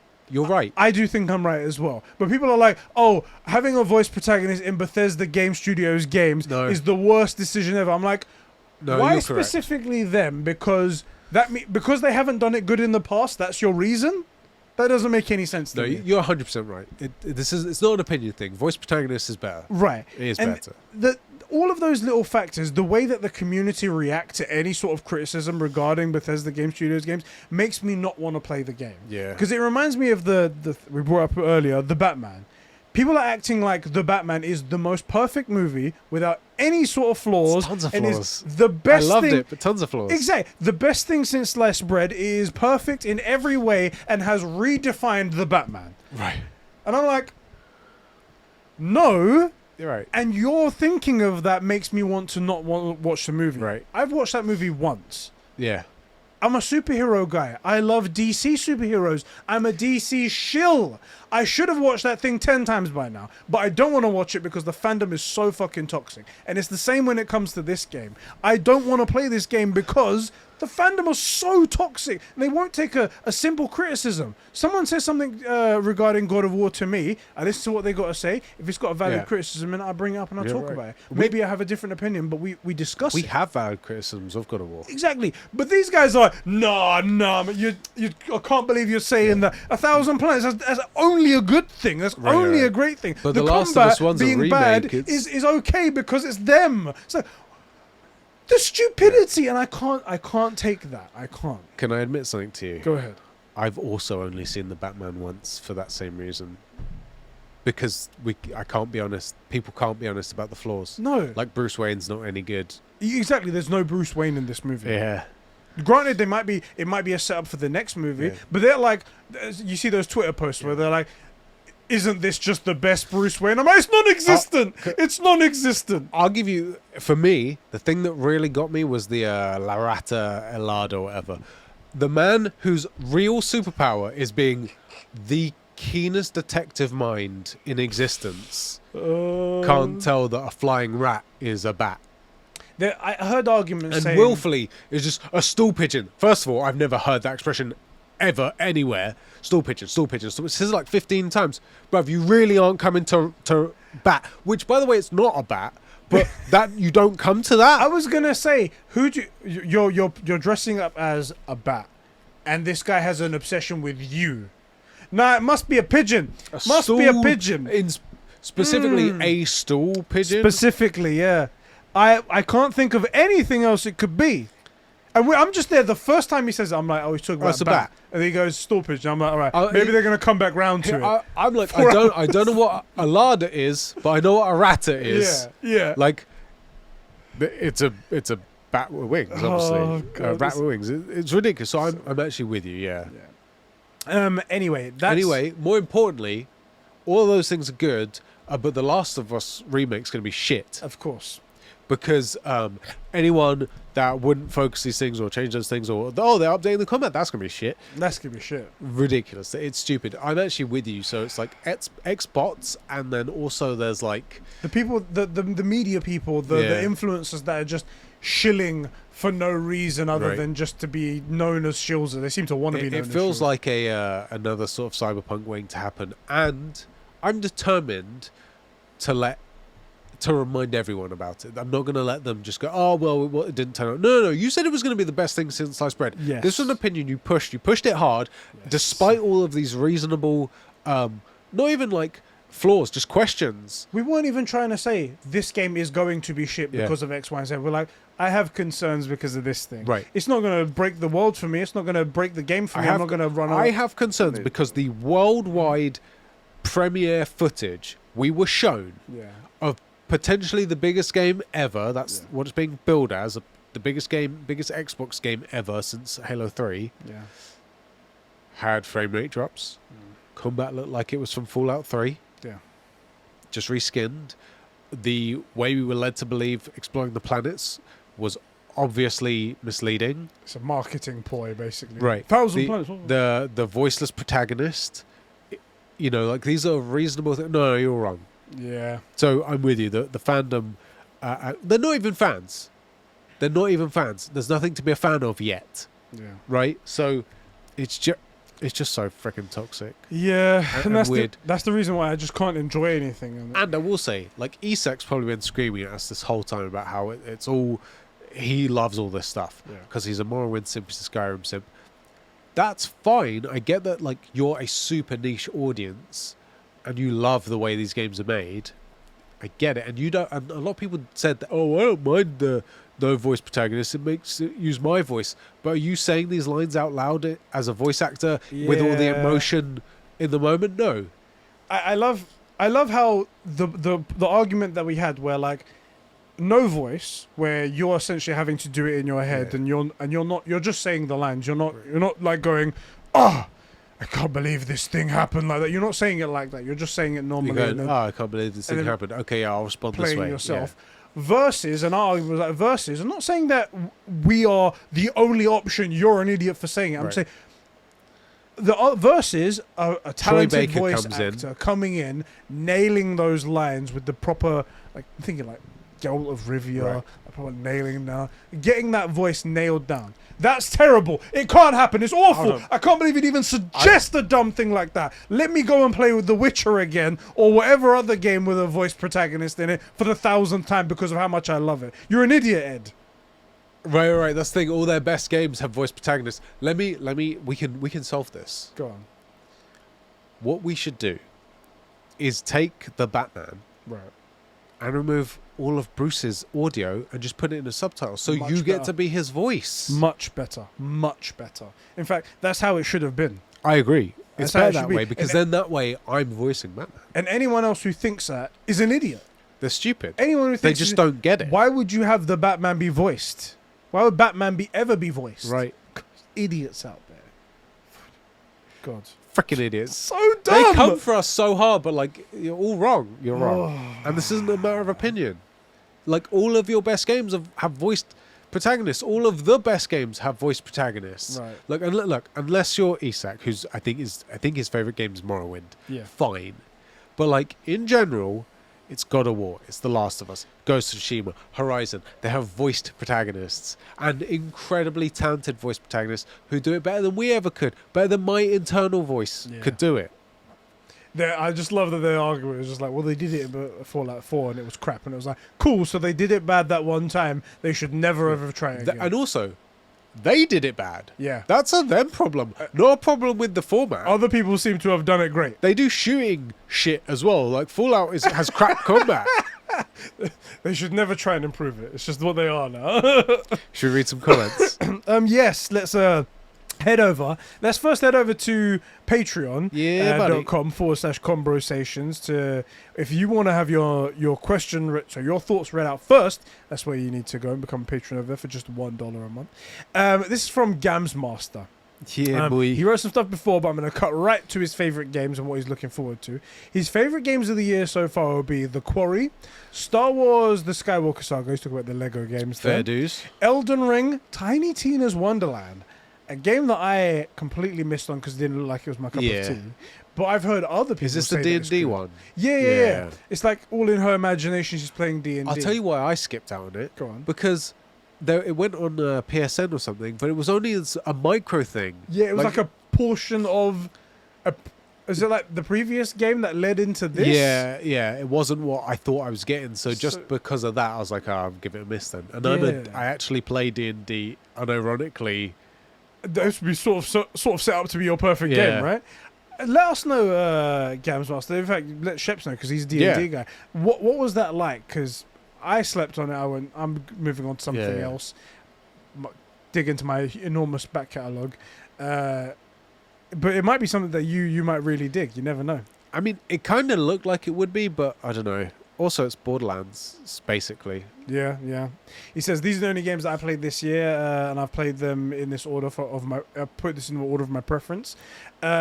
Super keen for the following games: God of War Ragnarok, Hogwarts Legacy, and Gotham Knights. That's another game that's coming out that we just ignored because it looks it's only awful. Gamsmaster and Alpha that give a shit about it. Yeah, I don't. It have looks high crap hopes. to us at least, and to be very clear, Alpha and Gamsmaster, if you get it and you love it to bits, just like we've been ragging on Bethesda, but Isak loves the games.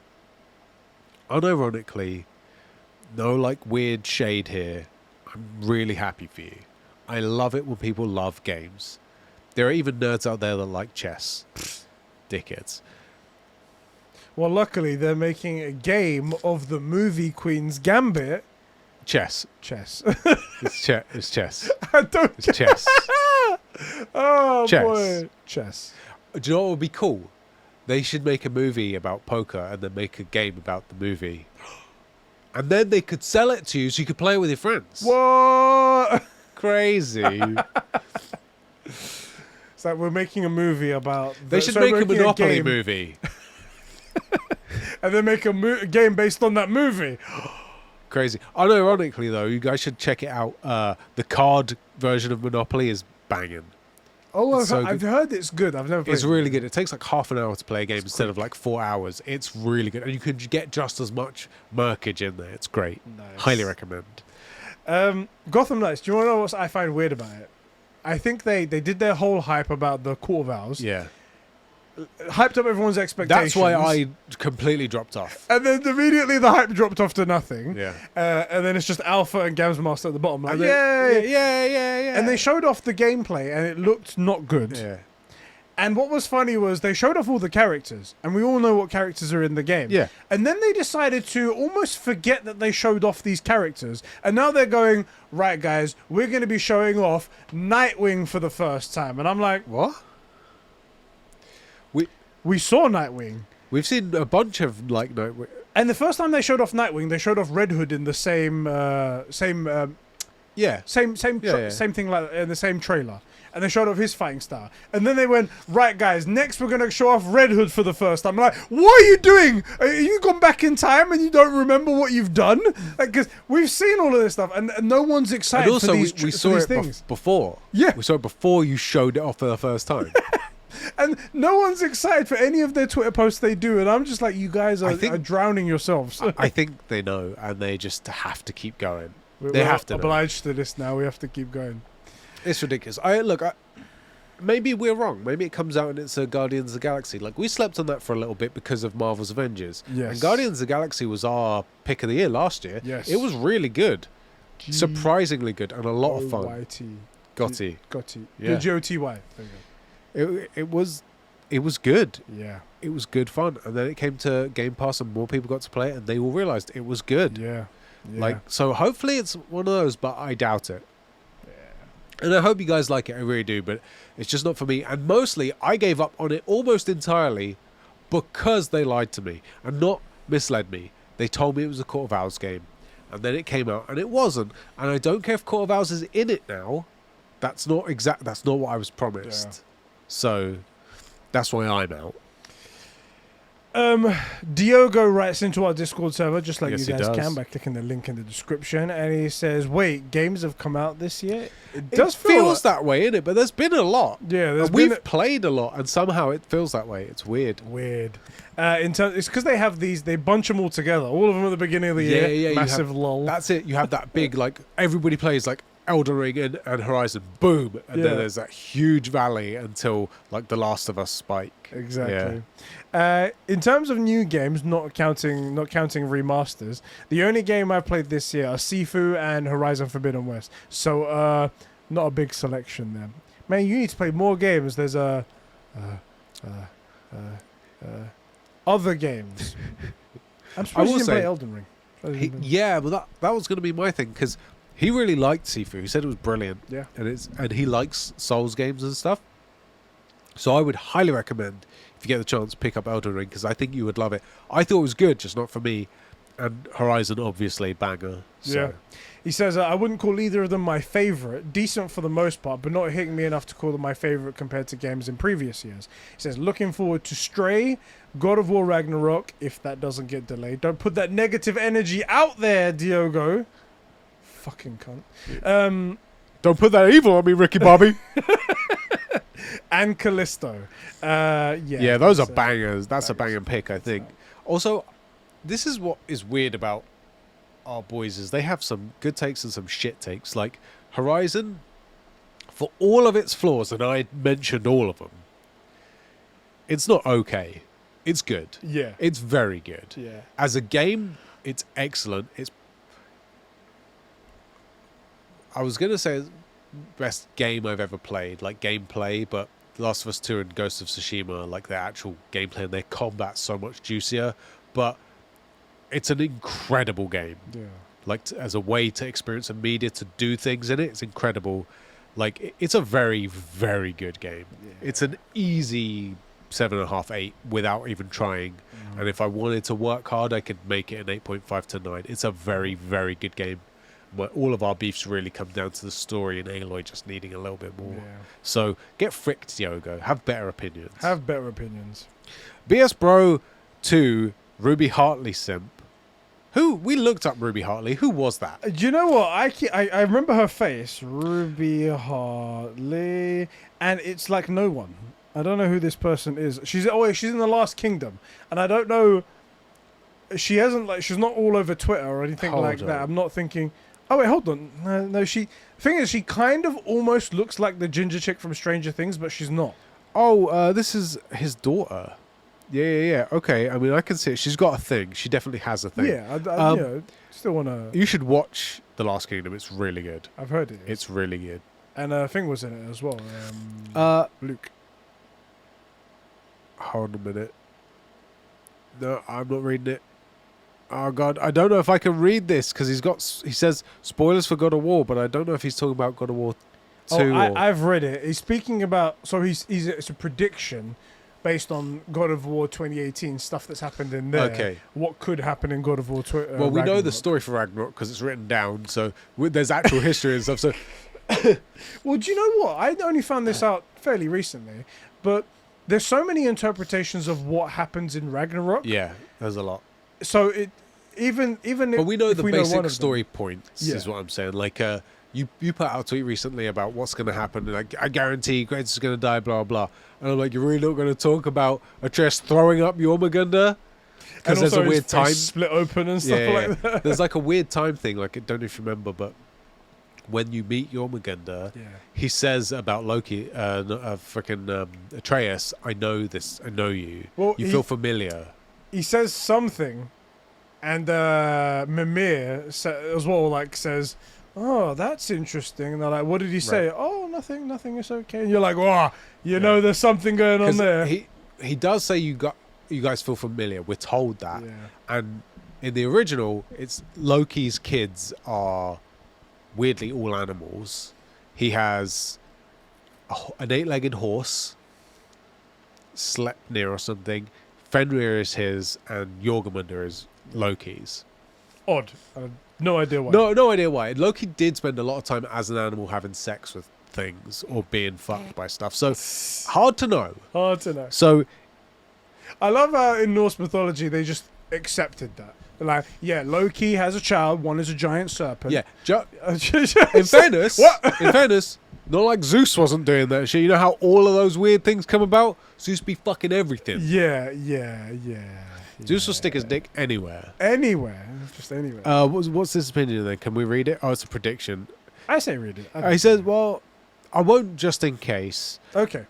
But I will say, BS Bro number 2, Ruby Hartley simp. Sorry there, T. My game of the year is Elden Ring, because it's the only game I played this year, but God of War Ragnarok is going to top it anyway. I wonder if that's just because he's, like, actually a Viking. It's true. He is a Viking. I mean, he is the god of war from the lands of the Norse. True. Do you want to know something interesting? It goes against what I thought would happen. So, when I said about the not winning game of the year, God of War won't win game of the year. Yeah. It seems like some people are still thinking God of War could top it off, even though Elden Ring came out and made these huge waves and stuff. The big like thing that. with Elden Ring is it hit every audience. Yeah. It hit PC, it hit Ouya, Yeah. it hit everything. And PC gamers will just spite. They'll be like, I They can't really play will. God of War, and I don't like anything PlayStation related. Yeah, So. it doesn't matter if it's actually better. I can't play it, therefore Exactly. I don't care. Or really, I can't pirate it, so I don't care. There we go. Anyway, it says, I don't care about Haven Studios, since we don't know what the fuck We're they're going to talk making. about that in a bit. The game could be shit. Live service game. In the end, we know Jimbo likes those. Tailgate says, until God of War Ragnarok comes out, Forbidden West has my favourite 2022 game so far. As I said 2 podcasts ago, I got back into Destiny 2 again and completed the campaign for the Witch Queen experience a week ago, which is a good campaign. I'm a fan of Destiny's deep lore, so that expansion added a lot to the side of Destiny. Also, fun trivia: the voice actor for Savathun, aka the Witch Queen, is Deborah Wilson, who voiced Seer in Jedi Fallen Order. She did it. Who's Seer? Is that the chick with the like large? Not trying to be a dick here, but the more pronounced eyes. She definitely got a Steve Buscemi look going, didn't she? Yeah. Yeah. That's her. Yeah, As for I didn't know. As for upcoming games, I'm looking forward to God of War Ragnarok, Gotham Knights, and Callisto Protocol. Surprising number of you boys interested in Gotham Knights. Surprising. I've been up and down with it, so maybe they will as well, but we'll see. Don't worry, when we see Batgirl for the first time ever, maybe my thoughts will change again. You never know. But I'm glad Forbidden West is your favorite hopefully until God of War Ragnarok comes out.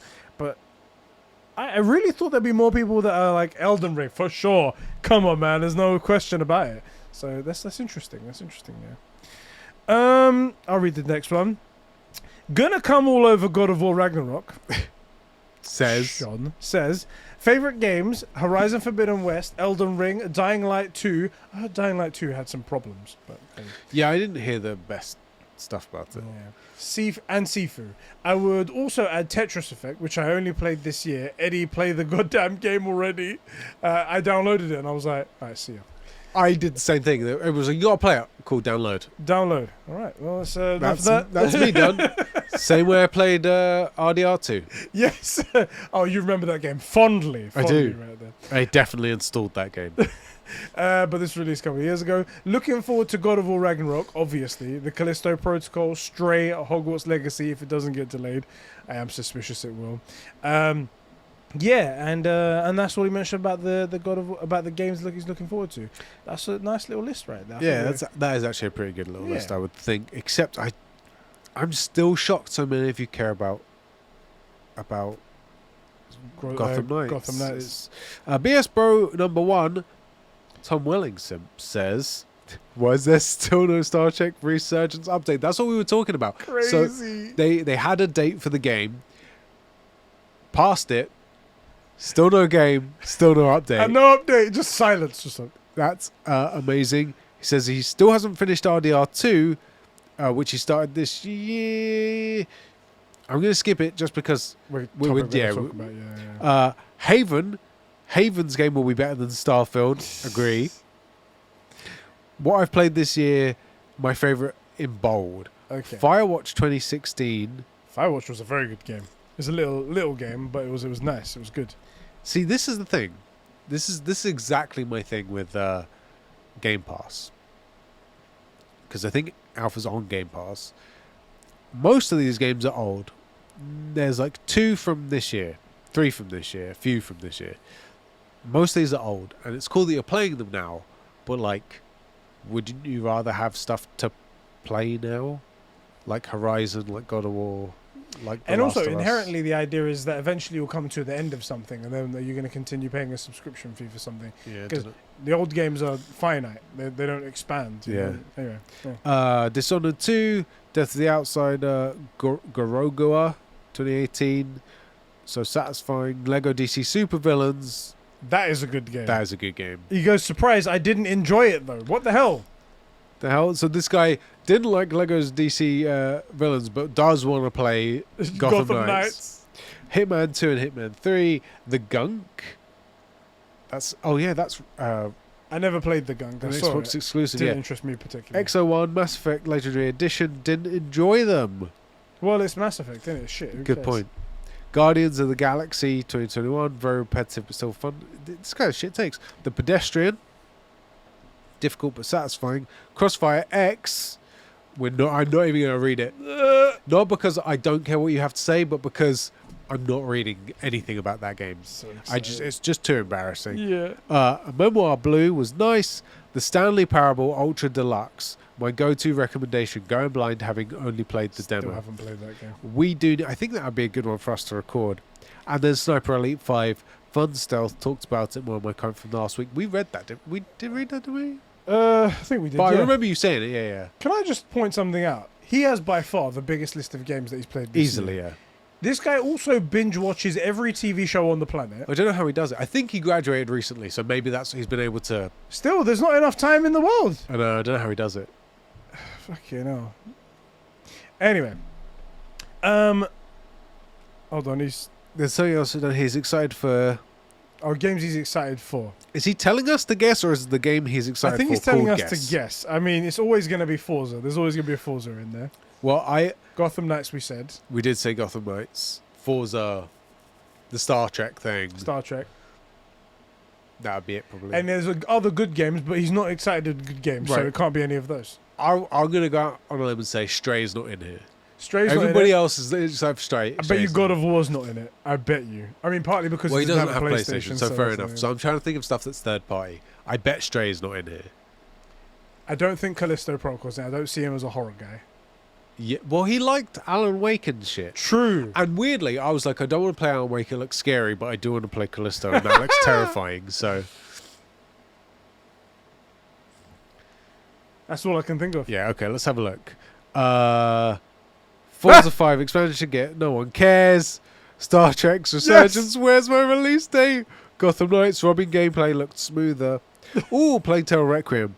Forgot Another about big that one, games that come to Game Pass, but I don't really think about those because they're not something I have to save up. Okay, fair enough. And then Alan Wake 2 and the Suicide Squad. I completely killed the Justice League. I forgot about that. It says 2023. We don't have a proper date for that, but fuck that. That's something I also don't believe it. Yeah. I feel like we would have seen if the game was supposed to come out this year but got delayed to next year for whatever reason, we'd have CG stuff for it. We'd have, I mean more than like a CG trailer, which is what we've seen. I mean like something about the story, some gameplay. We'd have something, right? A bit more than what we got right now. Yeah, all right. Well, that's Good everything to do with our most anticipated games and favorite games of 2022. I hope you guys really enjoyed that bit. We've only got a few minor topics to wrap up on. Let's get those knocked out now. If you have it to hand. They're right about here. I love how like you're setting up and don't have it ready. Where the fuck? What did I do? I went too far. Hold on a second. Oh my god. Here we go. All right, yeah. So, Haven Studios. Yes. Has officially closed, purchased now. It is part of PlayStation Studios. They have finished the everything like that, and they felt like they needed to announce it on Twitter again.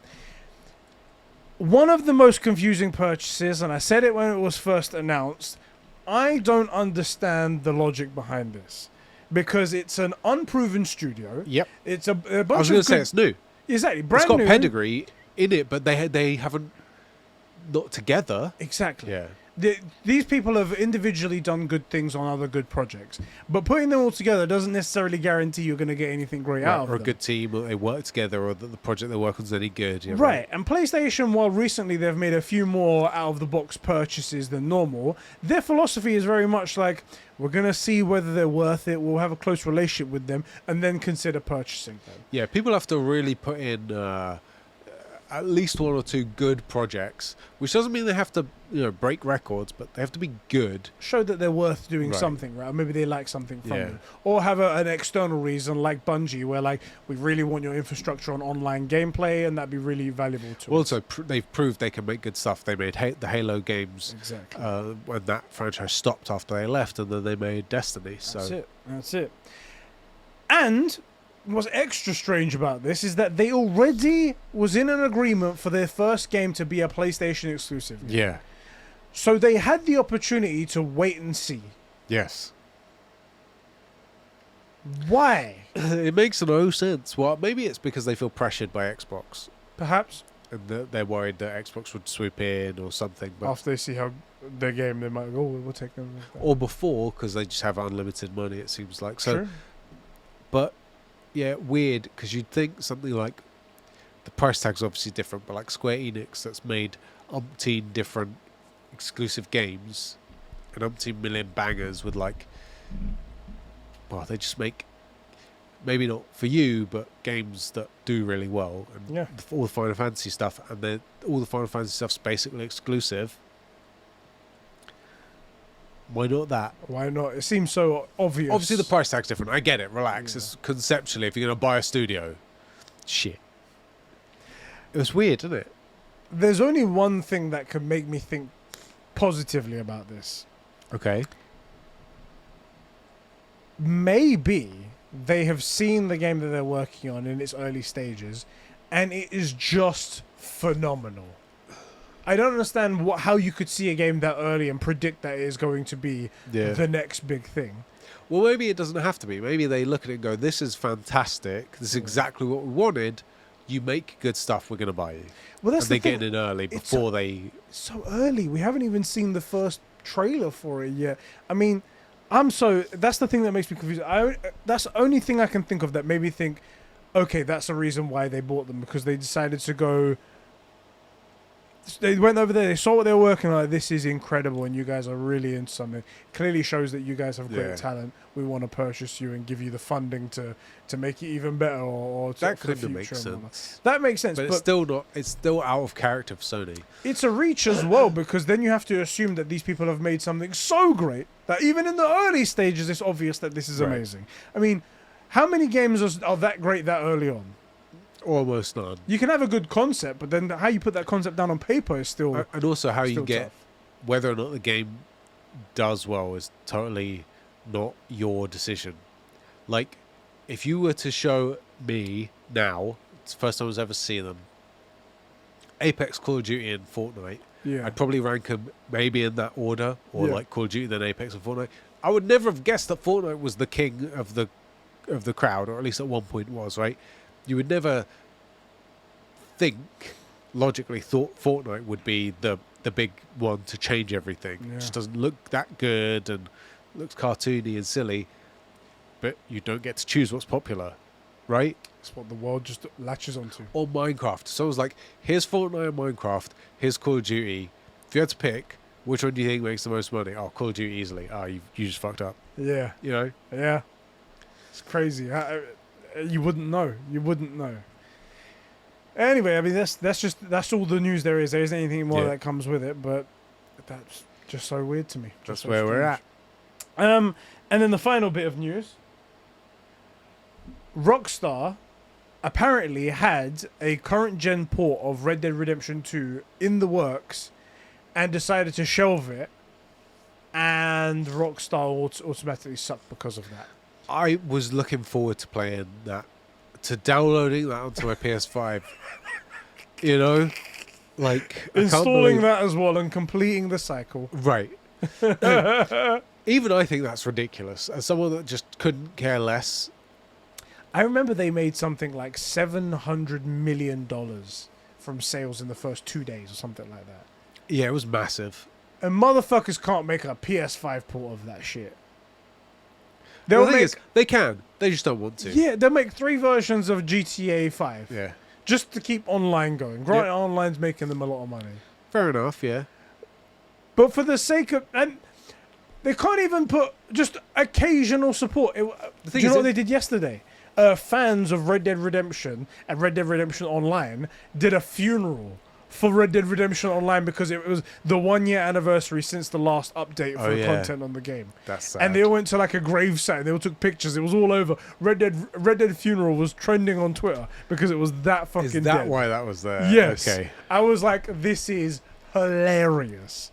Do you know what's sad is that the port's only going to make them money. Right. Like, it's not like, oh, we didn't really feel like we could allocate the resources. Like, it's a business move. You're going to spend some money now. It's going to make you more money later. Yeah. And then if it does really well, you can do all that stuff you said you would do. When it shows that it's popular, you can actually support it. Yeah. And give it its online mode and see if thousands of people start playing it. And if they do, maybe you support that. Right. And there's multiple things. People are like, oh, well, this gives them more time to work on GTA 5 online. They like to work on GTA 6. I'm like, first of all, we don't have a release date for GTA 6. It's probably like 4 years away at this point, wherever it is. It's ridiculously far and not away. because, by the way, not because it's going to take that long, but because they're going to milk GTA 5 for that much longer. And that's the thing. Internally, they should have had this idea. They should have this thought. They were like, well, if we do this Red Dead Redemption 2 port, it delays GTA 6 even further, which means we can milk even more out of GTA Online, right? It also delays the gap between the new release. Right. Where it's not like RDR2 to GTA 6, it's RDR2 port to GTA 6. Yeah. I just don't understand any of their thinking. I may have possibly got the GTA 4 and the RDR1 remakes or whatever they were doing, even though I would have loved those as well. But a simple port, up-res and up-texture of RDR2... frame rate stuff. ...would have been loved by the community, would have agree. been loved by everybody, would have been perfect, would have been great. Also, it might have been a nice break from... like, everybody's seeing remasters and remakes come out. There's probably a lot of people that just never picked up RDR2. Mm-hmm. It's 4 years old now. And then, here it is, suddenly back in their attention. And it's such a change from everything else that's out. Everything else is like, it's either going to be, Starfield or Call of Duty. Yeah. And this is a change of pace. So maybe they would have been looking forward to it. And worst case scenario, your niche audience laps it up. You easily make your money back and you ignore it again. That's your... there's no downside to this. So dumb. So dumb. I don't understand it. I do want to... So let's read out some of the comments that were in regarding this. I'm going to go back to Gams Master, who wrote... Opening up the page, scrolling down. He goes, okay, it's good day, bros. Good day, mates. Good day, mate. It's such a shame that Rockstar have stated that RDR2 will not be ported to current-gen consoles until GTA 6 is released, considering that RDR2 is one of the best games released in 2018. He says, considering that RDR2 was the best game released in 2018. That's definitely the wrong year. Also, can we just say, the idea that they're going to make this port after GTA 6 is ridiculous. As if they're doing anything after GTA 6 Right, other than right. pushing GTA 6 on Online. GTA 5. Like, it's not... Yeah, exactly. It's never coming. It'll be 5 years after at most. It says, and the overwhelming support and love At from the least. fans, you would think that Rockstar would want to add DLC or other content to the game. Sadly not. The online mode was fun for all of about 5 minutes and it got stale really quickly due to lack of support. It's a real shame that they only really care about GTA Online and didn't really give Red Dead Online the same chance, which it had way more potential in my opinion. I'm with you. I also think like a town builder would work really well on RDR2. You know, The whole cowboy western thing is so much infinitely more appealing in my opinion. I agree. I super agree. I had a chance. I have gotten back into the online mode through fan-made RP servers, role-playing servers, that give the games a breath of fresh air. It sucks that Rockstar gave up on making it better than it currently is. True facts. True facts. Right there. Kicking over to our Discord server. Diogo did say Rockstar sucks for that reason. That's right. Fair enough. I I think that was it.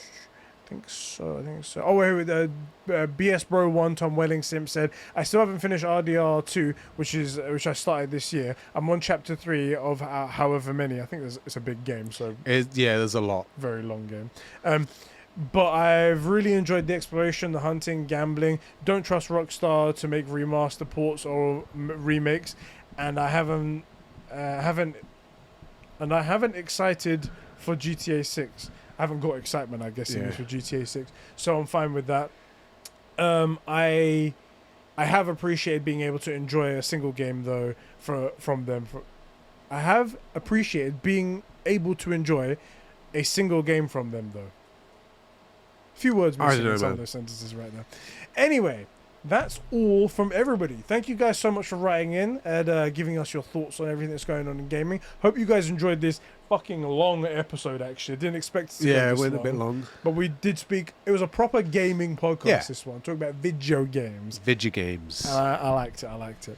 Bro, thank you for joining me for another episode. And thank you guys. Thanks for hanging, being boys. here. See you in the 100th episode when we decide what we're going to do. Yeah, we'll let you know. Stick around on Discord. Check you later, boys. Later, boys. We should edit in like really shitty explosions. But you know when like someone first finds out you Bollywood. can do that. Yeah. So it's like just an explosion going up from the fist. In a crappy overlay at like 80% opacity or something. You know what I mean? Just really terrible really shitty. first movie maker experiment stuff. Like current day Bollywood stuff. Yeah, Perfect, yeah. exactly. And then we'll have a horse drift across the screen randomly. That killed me. And It's then a never couple gonna of be like the best. random like turning and then like zoom in, transitions, switch back to you, transition back to me, same transitions. Yeah. We've nailed Bollywood right We here. should do it. We should do it. That'd be fun. We should maybe do like Conbrosations goes to Bollywood and just do like a yeah. And then random zooms and amazing. There was one that I saw that was like that. It was over exaggerated. All it was a woman opened a car window. And Right. you could see the woman inside. And the exaggerated zooms in screen flashes and the music in the background for like 25 seconds. I was like, And they go I love where they go like black and white and then back to colour. Yeah. Like boom, boom, boom, boom. As if that does anything. it adds to the drama. God damn it, Bollywood. Catch you later, boys.